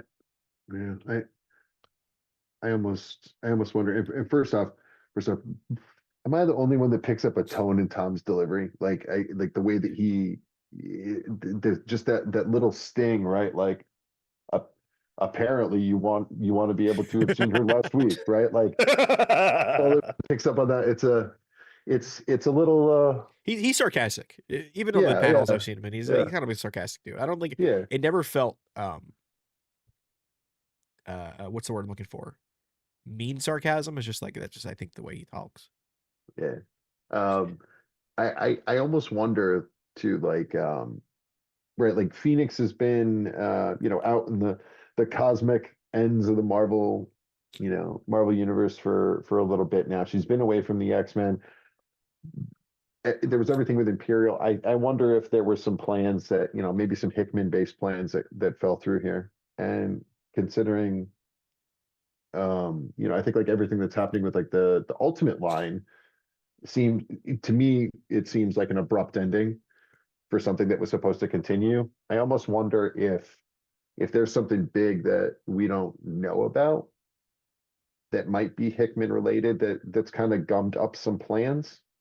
Maybe there was an evaluation of like a revenue evaluation or something. They were like, "Gee, this isn't working," and they had to pivot some stuff where Jean was supposed to play in. Like, Sean, is this the same discussion where he talks about Jean Grey not wanting to bring her back because of her power set and her power level? That wasn't him. That's Jim Shooter. That That's was Jim Shooter. Yeah, it's a comment from Jim Shooter that Rich Johnson was equating to Tom's comments about Beast. Got it. Okay. Basically, Tom Brevoort said that he doesn't feel like Beast should have been allowed to get away with the events of Krakoa, Dark Beast, the same way that Phoenix wasn't allowed by Jim Shooter to get away. Jean wasn't allowed to get away with what she did as Phoenix. The reason why Beast is back as a villain in 4K is because Tom Brevoort thought he needed a comeuppance. Like something should happen to him. We shouldn't just be able to get Beast back without any consequence from Krakoa.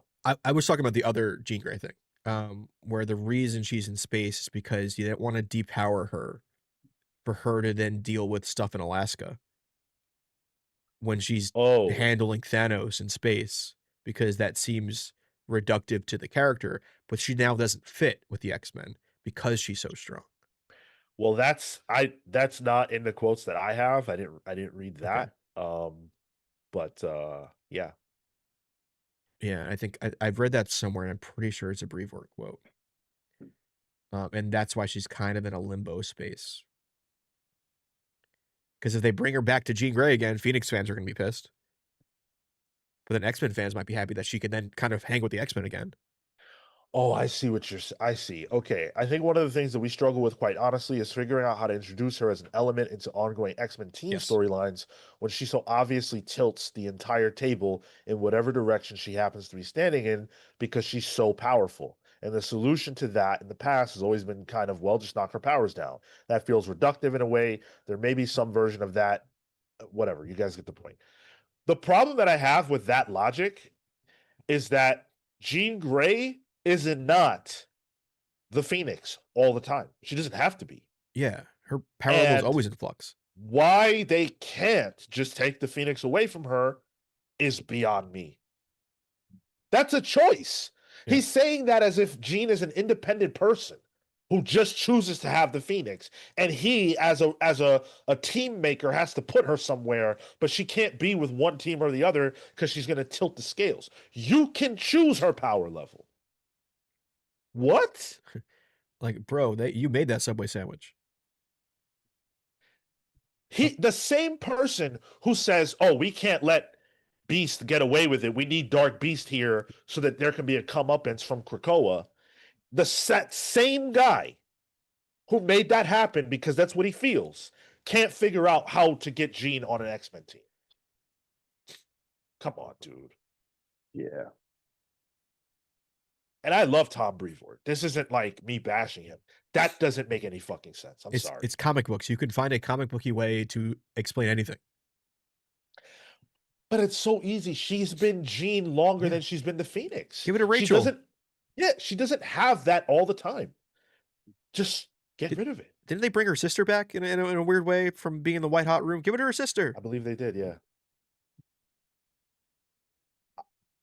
Kurt Wildshit says they can't take the Phoenix away because fans will burn down Marvel's New York office. That's not true at all, dude. That's not true at all. Those are the Storm fans. I'm a Jean Grey fan who prefers her without the Phoenix. And I'm not alone. There were a lot of people who loved Jean Grey that did not like the Phoenix book because of exactly what I'm talking about. I'm wondering if they've stuck to Jean Grey just being called Phoenix as branding at this point. Because I thought it was weird in Marvel Rivals too when they introduced Jean Grey, and she's just called Phoenix, not Jean Grey.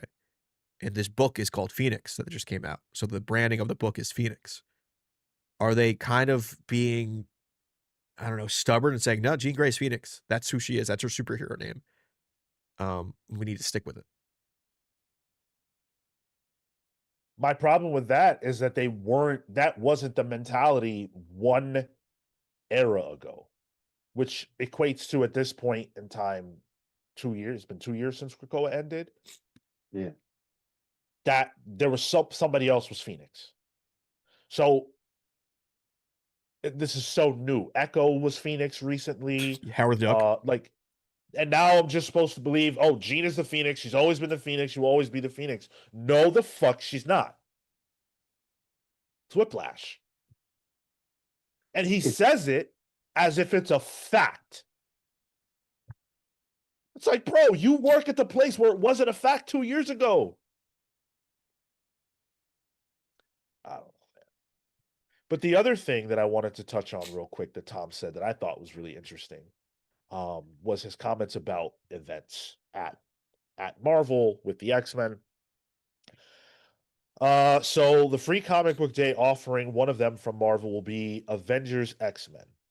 And this is what Tom had to say about that. We're going to have a little more space, again, due to the way some things fell. We got a little choked on event stuff early on, and a certain number of X-Men fans have not been shy about saying that. The "you keep putting events in the middle of my books" crowd has been louder than usual because it's happened a little more than we might have otherwise intended. So we'll probably go a somewhat longer period of time between the end of Age of Revelation and the next thing. It probably won't seem like that to people because there are 12 months in a year, but it's not going to happen in March, but it is coming. We know what it is. It's got a name and everything. We haven't told anybody the name. That Armageddon one-shot is actually not called Armageddon X-Men. It's called Armageddon something else. We just haven't released what that something else is yet.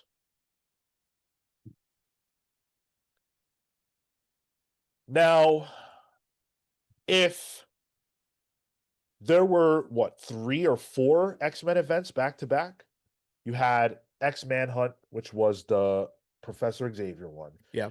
You had the Cyclops versus Rogue one. I can't recall what that was called, but it wasn't the Manhunt. It was the one that preceded that. That was Gray Malkin something. Yeah, Radon, Gray Malkin, something of that nature. Yeah. So those two. Then you had Age of Revelation. So those are the 3. And we said here it was too much too soon. This feels wrong. Especially X-Manhunt and Raids of Grey Malkin. There was like one issue that had between. What happened that Tom is referencing that their schedule went so off that 3 events from Marvel came out in that short 1 year? Having read all of the X-Manhunt books, I think it might have been X-Manhunt that was the odd man out. It came so quickly after Raid on Grey Malkin, which the premise of that was, hey, here's this prison. We got to keep whatever's in there locked in there. Only to then go right back to there to free Professor X. I thought that felt counter to what we just learned. And I wonder if that was just to get Professor X to space to get the Shi'ar going for Imperial and whatever they have planned in that world. I don't but again, I think about Marvel has the ability to control their own schedule. So Tom is saying something happened. That must mean it happened in an editorial behind the scenes standpoint because they still got the material out. Getting the material out faster is harder than getting it out slower. So why would they produce material faster that they didn't intend to? That's very strange. And look at what changed with Armageddon. That wasn't even a thing. And then all of a sudden, Captain America changed. And now we're all going towards Armageddon. The book itself actually changed too. That Yeah. issue. Yeah. That's what I'm saying. Like, I don't know. Huh. I guess the summer will be interesting though. Yeah. They might actually get some answers here. I mean, I don't expect nothing against Tom. I don't expect him to actually give me an answer to anything. No. I don't think we'll ever get the words as to why, but I think the fact that this is happening is very interesting. Very, very interesting. Cardiac says, saying we're going to go a bit longer than usual between events, but also acknowledging that it would be within a year feels weird. To me, that admits it happens too often. I mean, even Tom's comments in that felt dismissive of people who think that there were too many X-Men events. You know there were. Come on, Tom. I don't know. But hey, Jubilee's getting a book. Jubilee Deadly Reunion #1 is coming from Jean Lewin Yang and Michael Yig. They did Shang-Chi together. They're going to do Jubilee. Oh, yeah. I think this is awesome. For those of you who are fans of Jubilee, excuse Jubilee watch. me, and would like more of her. I don't need this as a solo book at all, but I'm sure some people do. Yeah, this is another Marvel IPification of X-Men characters. Have solo books, which is annoying me now. But I'm still gonna get it because I really like Jubilee, so I'm the problem. This is billed as a mini, right? Yes. Yeah. Yeah. Okay. You know, I think there's no harm in a quick mini. Cool. You know, especially if it helps progress the character in ways that they wouldn't normally see inside the main X titles. Yeah. I think that's kind of cool. It's a cool creative team too. You know, art looks good. I don't know how to pronounce his last name, so I won't even attempt it. But I follow him on Instagram. Good. He's got some great stuff. You know, I think there's a bright future there for both of them, really. Right, future Jubilee. I see what you're doing. Yeah, like that. Pete's been on fire, man. Pete, you got some of that coffee in you, brother? Bro, if I have any more coffee, I'm gonna jump out this window, dude. I'm on the second floor of my house right now. I'm gonna. Oh, you'll be fine. Go for it. It's snowing. Yeah, you'll be fine. You got cushion. Don't If you ever fall. want to do it, now's the time. Just make sure you open the window first. We're gonna need a lot more likes for that to happen. No, gotta I get mean that up over. the you likes get could even get 150, Kale to I'll- do a backflip. I don't want you to be forced to also hurt yourself. Wait, what were you going to offer there, Pete? You get 150, I'll jump out the window. If we get 150 likes, you'll jump out the fucking window? Yeah, there's snow, Sean. There's snow. Boy, this is cartoon Yo, logic. Get There's those a- likes up, please. Get us there's to a bush. 150. There's a bush. It's fine. I need to see that badly. It's fine. Wait, will the window be closed or open? I hadn't thought about that. You get to 250 and the window stays closed. Oh, dude. I saw a video just the other day. I don't know if it was real or fake of a guy whose girlfriend broke up with him. So he jumped out his window because he couldn't handle it. I But saw he was that on too, the yeah. fucking first floor. That shit killed me. Amazing. Yeah. Amazing. Anyway, go ahead. I was gonna say it's gonna sound like the opening to Steve Austin's entrance soon. Yeah. Yeah. Yep. Ultimate Spider-Man, or excuse me, the Ultimate line is ending soon, but there is going to be one last gasp, and that is called Ultimate Finale #1. This is coming out April 29th. It's going to feature essentially everybody who participated in the Ultimate Universe. You've got Chris Condon, you've got Dennis Camp, Hickman Hill, Peach Momoko, Capuccio, Stefano Caselli, Marco Cicchetto, Juan Frigeri, Momoko. I said to her already. They're Yeah. all involved. Say it twice. Yeah, why not? They're all involved in this. I think that's sort of cool. The cover's drawn by Phil Noto. I love Phil Noto's art. What the fuck is that Black Panther looking like? Oh, I was gonna say, why does Spider-Man look like I'm wearing the suit? Or I personally always kind of like it when Spider-Man looks like that. I don't know why. Like a little Um, chubby? Yeah, it's old school to me. I don't know why. I like it. I like that. But Black Panther looks like a hobbyist.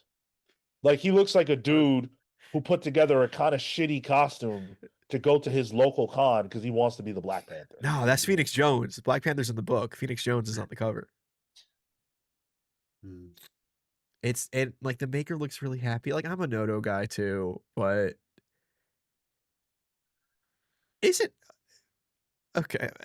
The race on Maystorm don't even look that right either. I don't know. Pete, you're the artist. It's not Noto's finest, but I appreciate the clean lines. I think the That's colors true. are That's true. vibrant. Yeah, that's true. Yeah, the colors are vibrant and the lines are clean. I actually like this cover, to be honest, outside of the Black Panther part. I really like the way Iron Man looks, like Wolverine. But Yeah. One of yeah, my biggest gripes with the Ultimate line has been the fucking covers with the title placement. It yeah, you've been mad about that since day one. But look how it cuts this off. It completely imbalances the cover. Yeah. Like it is clearly a very balanced layout that Noto is going for here. That when you kind of cut off a 20% of it, it now it feels unbalanced. And there's Yeah, probably a virgin variant somewhere, but like I don't know why you couldn't, I don't know, like fit the cover to the side of it so you didn't have to have like an opaque sidebar. I don't know. It's also annoying me the fuck for thumbnails. Um, I mean, this is probably going to be an anthology type book because of all the people involved. And I guess this is their final chance to say goodbye to their characters, which is interesting because, they've had, I don't know, 24 issues for the Yeah. most part, all of them, to tell their stories. It's very interesting that in absolutely none of them are they going to be saying goodbye to these characters. They're saving it for this. Common it's Sense weird. says, thank you again for the $4.99 super chat there, Common Sense. You think Dennis Kemp will get Jimmy Hudson to the finale? And remember, Al Ewing revived the original 1610 Ultimates. You think they will be in the finale? No, no, and no. I don't think any of that is factored into whatever this Ultimate Universe is right now. Or, was at this point. Yeah, I'm going to go with a no on all that as well. You're more likely to see Jimmy Hudson show up in a 616 book. Game Master asks, why isn't Doom on the cover? Because he wasn't the primary character in any of the Ultimate titles. They chose the protagonist for each of them. Yeah, this is cool. This is fine. April 29th. This will be, I guess, the last gasp of the Ultimate Universe, and sure, why not? That being said, Ultimate Endgame is, according to Marvel, the best selling Marvel book in some time. At least a couple of years. The Hollywood Reporter reported the following. The sales of Ultimate Endgame #1 were excellent to the point where they outsold everything else Marvel has released for quite some time. Quote, on December 31st, Marvel Comics released Ultimate Endgame #1, which marked the beginning of the end. You guys already know all that. Insiders tell Heat Vision that the comic is on track to be Marvel's top-selling book of the last couple of years. Sales figures or order figures have not been revealed. Now, a lot of that, of course, is going to have to do with the fact that there were blind bags involved. Do you think that the fact that this book is selling so well makes Marvel have regrets about ending the line?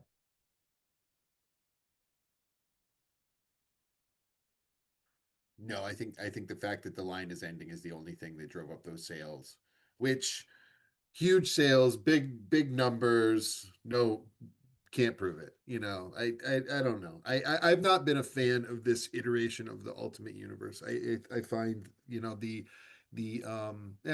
think I said it last time I was on here. When we talked, it was I don't like the gaps between issues, right? That Yeah. real world, real time, real world thing. It didn't jive for me. I loved Dennis Camp's Ultimates. I thought there were some great ideas in there that I would have loved to have seen fleshed out, like the Guardians and all that.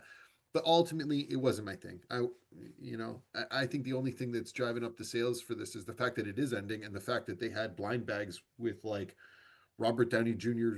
drawing stuff, right? He was in the blind bags, wasn't he? Yeah. Yeah, I have his sketch cover on the stream right now, actually. Yeah. So it's like, to me, that I think that's the only thing that saved it. I think if they didn't do that, it wouldn't have been their highest selling anything. And I guess I'm left to think too, if this is their highest selling book of the year or whatever, it's like, how does something like this compare to DC's highest selling book of the year, right? Right? Like it doesn't. So is it a win? Is it?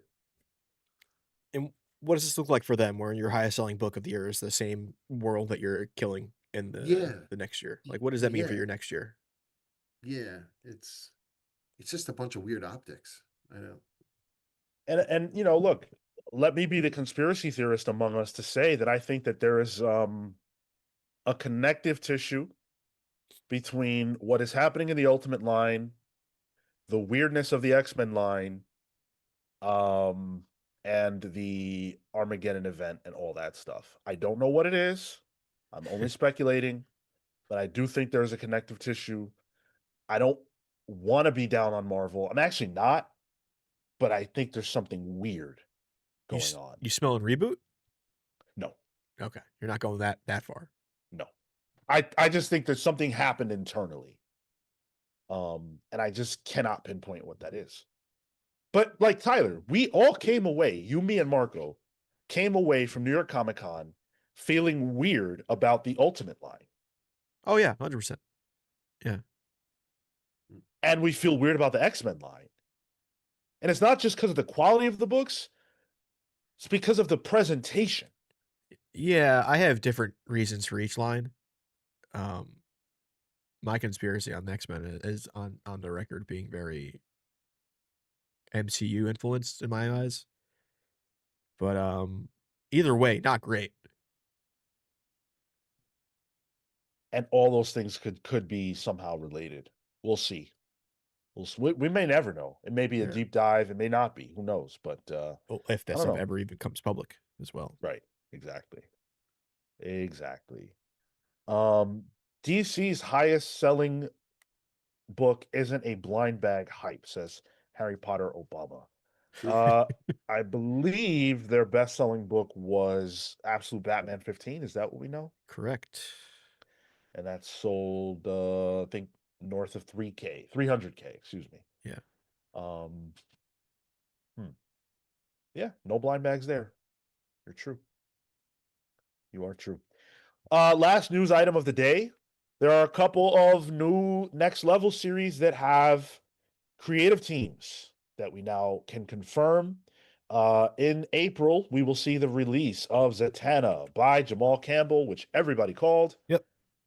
And The Fury of Firestorm by Jeff Lemire and Rafael De La Torre. Now, if we were lucky enough to have Jeff Lemire on with us today and the flu did not strike the man's home, we would be, I think, the first people to have an interview with him post Fury of Firestorm. Needless to say, we will have him back, or we will have him on at some point to talk about the book. We did get early access to it, and it's good. We can tell you that. Yeah, I don't want to speak to it, but we did get to read some amount of content. I don't know if I'm allowed to say how many, but it's good, and it's taking an interesting swing on things that actually makes Firestorm interesting to me. Yeah. So this is what we're gonna see in Firestorm. Where is that copy? There we go. No. There we go. Yeah.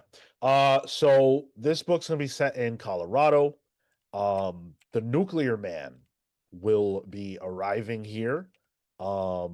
Using his power over elements, Ronnie Raymond changes everything about Bedford. From the buildings to the people themselves, something is going on with Firestorm, and whatever it is, could mean danger for anyone who crosses the hero's path. That sounds super, super, super exciting. Fury of Firestorm is going to be available April 1st, as is Zatanna is April 29th. And here's the words from comicbook.com about that book. Zatanna is the prime Magnus now, who has to oversee magic in the universe. And that's going to see her finding out about some dark secrets and the history of magic that she doesn't know about. Doesn't that sound Doctor Strangey? It's Sorcerer Supreme. Yeah, Yeah. very much. Did you either of you guys read the Zatanna Campbell stuff, the miniseries previous to this? I jumped off it. I didn't care Can't for it. say I have. I've seen art for it and I loved it. I mean, but Jamal Campbell art is honestly insane. yeah. Yeah, I liked it. So yeah, I'm cool with him being able to do more. Zatanna has a big year coming up, so that's cool to see. Yeah, good for Zatanna. Great, great, great for Firestorm. Even though My guy. it's not your guy though. It is. What you mean? Don't you like the other Firestorm? I just like the visual. I'm not a fucking Firestorm nerd, you know. I haven't read Firestorm stuff really. I just adore the visual. I love the visual. Did you see the Jeff Lemire variant for issue 1? It's a 1 out of 25. Ooh. And it looks really good. I have it on the stream, and I might need to get it. I love Jeff Lemire's art. So seeing him draw like a traditionally like superhero character is weird. Oh, I love that. I love that cover. Yeah, right. Hey, Great Devlin, don't do that shit. He said Firestorm is no one's guy. That's my guy, Ronnie Raymond. Apparently, he's Jeff Lemire's guy too. Yeah. Pete, is he your guy? I like Firestorm. It's one of the like I never went to a shop to actually buy a Firestorm book, but like flea market finds. He's your guy to an extent. Yeah, flea market finds. You know, I got a bunch of stuff from the '80s one time. You know that I thought was pretty interesting. That was my introduction to the character. I love the idea. First off, visually, the design's pretty cool. Hell yeah. And I think that the power set that he has, and that's interesting to me. Like, there's a lot you can do with him. You can take the stories into so many different areas. Think of like what we've seen with Hulk over the last few years. Like you could do stuff like that with Firestorm, right? Like you could go the horror route. You could go the sci-fi route. You could go the in different directions. I would love that. Check the book out, Pete. I will. I was going to anyway. Yeah. And I hope. And by the way, I hope Jeff he gets over the flu quick. It Same, sucked. yeah. It's rough this year. Be well, Jeff. He responded to our email though, so he's alive. So that's good. That's good. Yeah. Well, see, we got an email back from Jeff that features a new date for which he will be back with us or be with us, but I don't want to say what it is. Yeah, let's hold on. Because, who knows? Yeah. But we are excited to have him on, and I'm excited for everybody to get to check out my boy Firestorm in Fury of Firestorm #1. Jay Sage says Captain Atom and Firestorm's powers affect each other, by the way. They're also very similar to another character's powers, which is an interesting. I mean, it's hard not to talk about this book. I liked it. I'm gonna shut up now. I like this. Izzy says, but even more than Captain Atom, Firestorm is 100% potential man. I agree. Yes. Sean, did you read the what we had available? I took a look. Yeah. Oh, I want you to read them. I'm hyped, dude. I'm hyped. I just hate when we get early advance to stuff because now I don't have anything new for months. Yeah, this is a ways out, huh? Yeah. I don't think it was supposed to give us that. I don't even know if we were supposed to say that, but fuck it. We say did. What? We didn't say what we just saw. Don't report, all right? You guys know the real deal, okay? With everything going on in the US right now, one message I need to make abundantly clear is don't report shit. You see something, say nothing. Fuck all that old verbiage you've heard. See something, say nothing. Unless you're blowing whistles to alert people of activity nearby. Well, That's yes, fine. Yeah. that yes. But otherwise, listen, you see me Breaking Bad, you say nothing. I'm the danger. And you guys are trying to tell me to message you on Discord? No, No, I no, ain't no, no, no. snitching. I ain't snitching. That's one thing you will never get us to do, guys. There's plenty of stuff that we know that we can't talk about on the show. Yeah. A Yes, lot, yes, A yes. lot of stuff, trust. Stuff I would love to talk about. But Well, I want to talk about the rest of our lovely patrons who make this show possible every week. We owe a wheel spin, then we owe the GOAT game, then you all are free. So don't go anywhere. You're not free yet. I want to say thank you to Amin, the Almighty Perez, Houston, the Century Kid Murphy, Young Dende, Fae Fighter Dewooty, Cosmic November, Carter, the Owl Shogunate, Steve, Swarm Canaris, Scripture, the Wardens of the Word, Jack of Some Trades, Cloutier, Chris, the Cure Coleman, Emperor MD Johnny, Joel, Justice, Mad Max Pliskin, Wagnus, and Jack Grimmy, and Ghost Trick. Thank you all so much.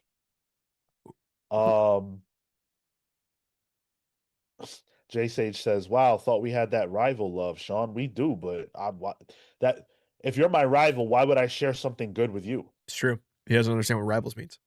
Yeah. Yeah. Come on now. Highlighted book is what I spun on, Sean.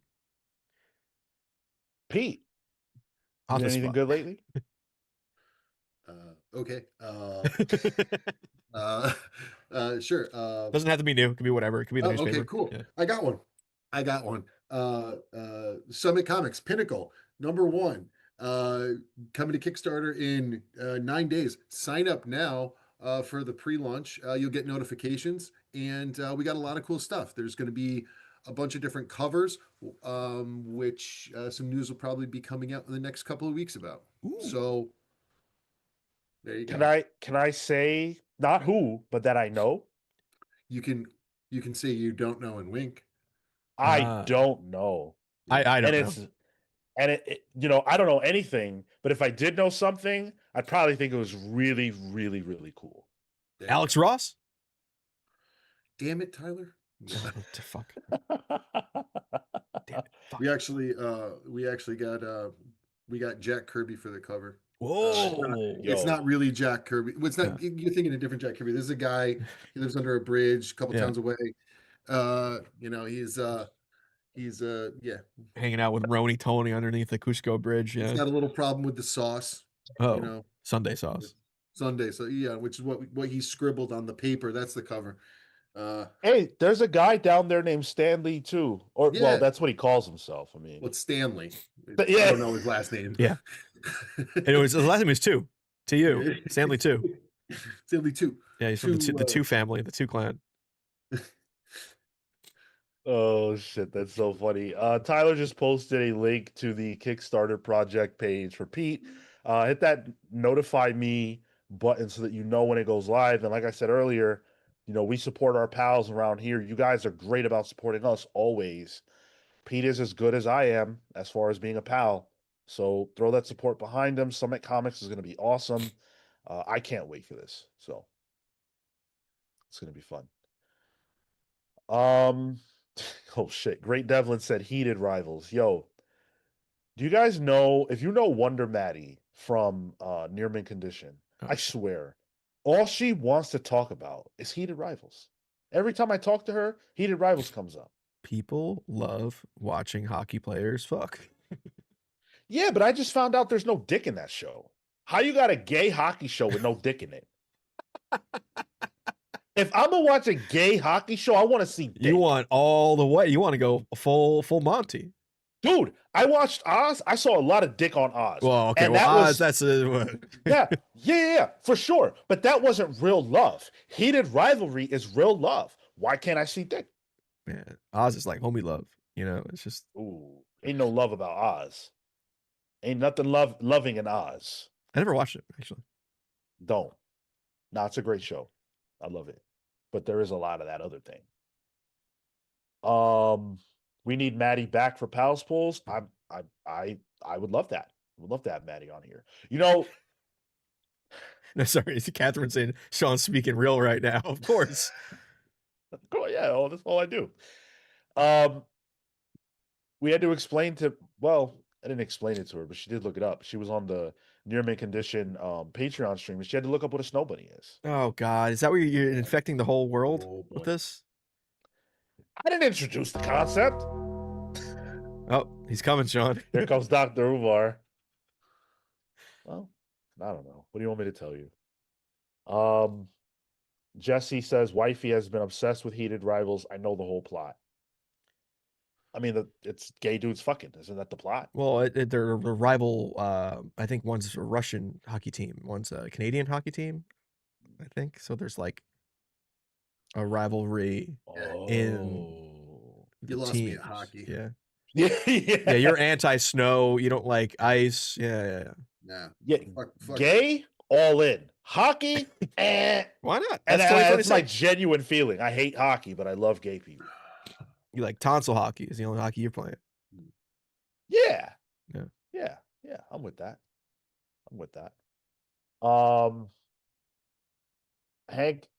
Mike Hank says that'd also be cool that if that one shop owner that's on mint condition videos, the lady that drinks wine while explaining comics. That is she's from Bat City Comics. In Oh, fact. yeah. That's Shannon. Yeah. Shannon of Bat City Yeah, Comics. she knows her shit. Yeah. Love to have her on. Doesn't here. she read like every book? She does. Yeah, she does. She's a beast. Insane. Yeah. Yeah. All right. We got a free Pete. Which means that we got to play the GOAT game.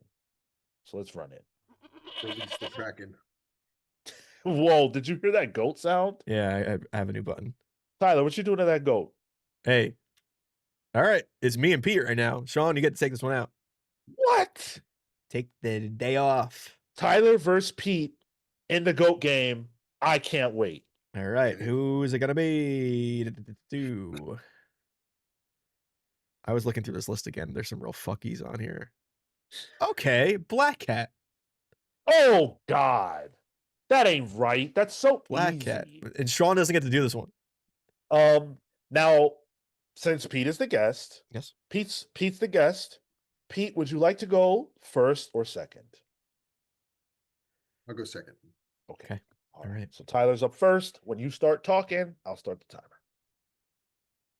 Felicia Hardy is also known as Black Cat. It's the greatest of all time because she's the epitome of what comic books can be. She's hero when she needs to be, especially when sales need her to be. She's villain when she needs to be, when she, needs to fight Spider-Man after she's heisting in the local museum of their nearest prized possessions. And then she plays the middle ground. She, no matter what she does, she comes out on both sides. She comes out on top. And I think that's what makes her the greatest of all time. It's because she can be malleable enough to be the greatest of all time. She has an insanely good costume design that's iconic and kind of been riffed on in video games and TV shows. And she's probably the most greatest of all time. That's it. All right. So the timer was going up there and I lost myself. Don't look at the timer, Pete. That's what I learned. I Little can't psych- see the timer on my end anyway, so that's fine. There you go. Ready? On you. 1979. Felicia Hardy was brought into our lives as a love interest for Peter Parker. Marvel was able to take her and mold her into a strong female forward character that represented both the heroics of the Marvel universe and a strong counterpoint to Spider-Man. She's an Avenger, I guess. That kind of makes her cool. She comes and goes when she wants. That's kind of cool. Well, It ain't easy, I huh, can't Pete? good on that at all. Wow. I tried. Okay. I World's tried. world's longest 45 seconds, isn't it? Yeah, Yo. it fucking is. Wow. No, Sean, you got to do the option for nobody. Oh yeah, that's right. Yeah, Yes. no, yeah. So So I'm just gonna let it run. Fuck it. Okay, all right. Wow. You did That bring is out a the date, lot though, right harder off. than it seems. Yeah. I'm not gonna lie. You should see some of the fucking people that are in this too. I almost want to like spin it again to Holy see what we crap. get, but there was one in there I looked at. I'm like, who the fuck is that? Like Paste Pot Pete is in here. I would have rathered that. It's a fellow Pete. I feel like I could have made up a lot more Yeah, shit. exactly. Yeah, Yeah. no, Like, yeah, oh, yeah. it's Because Paste Pot people Pete. Like, harder to probably fact right. check. Yeah, he's a Pete. That's a Pete. You know, whatever. But man, that I started talking and just completely forgot anything and everything I know about fucking Black Cat. Much like you could potentially be, it went right out the window as soon as you started thinking about it. Yeah. It's crazy. Pete, Oh wait, how many likes we got? you started off so hot, man. And the chat was on your side for a bit there too. Yeah. Yeah, they were, but I got my phone. I just voted for Tyler. If you didn't No, that's not how that vote for works. Tyler, He's a bad politician. then you're wrong. Order Dylan says, anyone reading the current Black Cat series? Yes, I am, and I like it a lot. Also, she's probably the next character coming to Rivals after Elsa. It was the tease for the next two is Black Cat and White Fox. Remember her, Sean? White Fox. Who the fuck is that? One of like Luna Snow. There was like I think she's a Korean creation. I don't know. Cool looking character though. Yo, you know who's a cool looking character? Black Cat. That cover you have on the screen Oh, right Art now is one of Germ, the dude? greatest covers of all time. I love Art Art Germ. Germ is on another planet. Art Germ is so antithetical to what I like about art. But I can't not like his stuff. I think it's like a latent gooner in me. When I get some comics bucks, I'm gonna buy all Art Germ covers. There's an Art Germ Supergirl. There's the Art Germ Big Barda out there, Sean. I need it. Amy, send me pictures now. Send me pictures now of Art Germ Big Barda. I need your help, Catherine. Please. Please.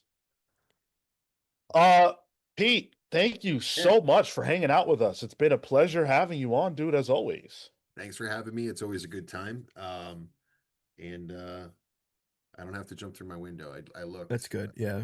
Fine. It's also cold, so once that window breaks, that's gonna fuck up Yeah. the whole temperature of the house. Yeah.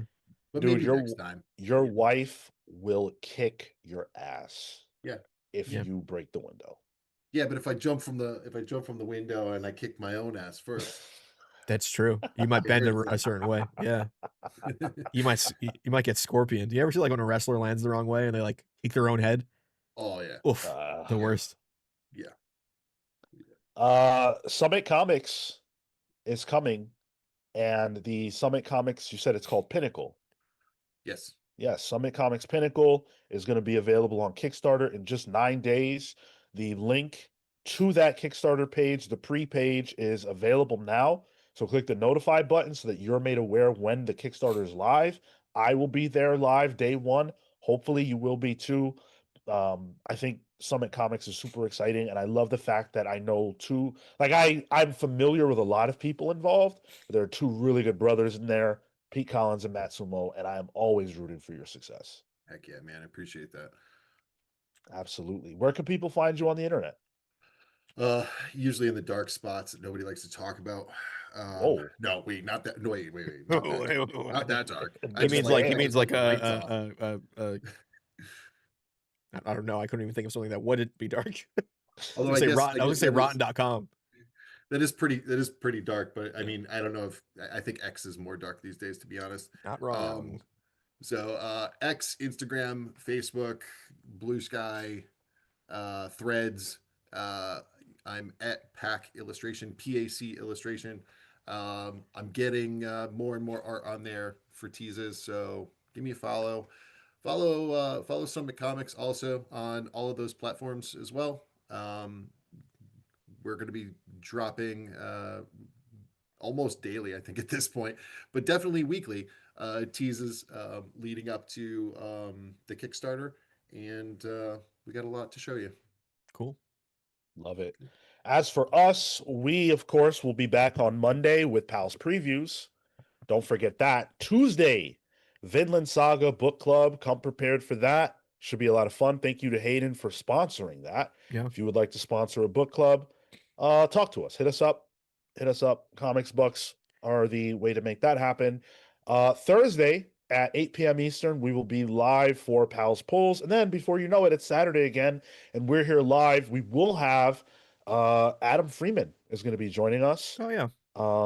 And so that should be a great conversation. We'll be talking about Comics the Magazine and whatever else is in the news. It's not going to be necessarily an Adam focused episode, but he will be hanging out with us for the show. Looking forward to that as always. Thank you all. Thank you all so much. Love you for being here with us today. You guys make life easier to live. Really appreciate you. Until next time.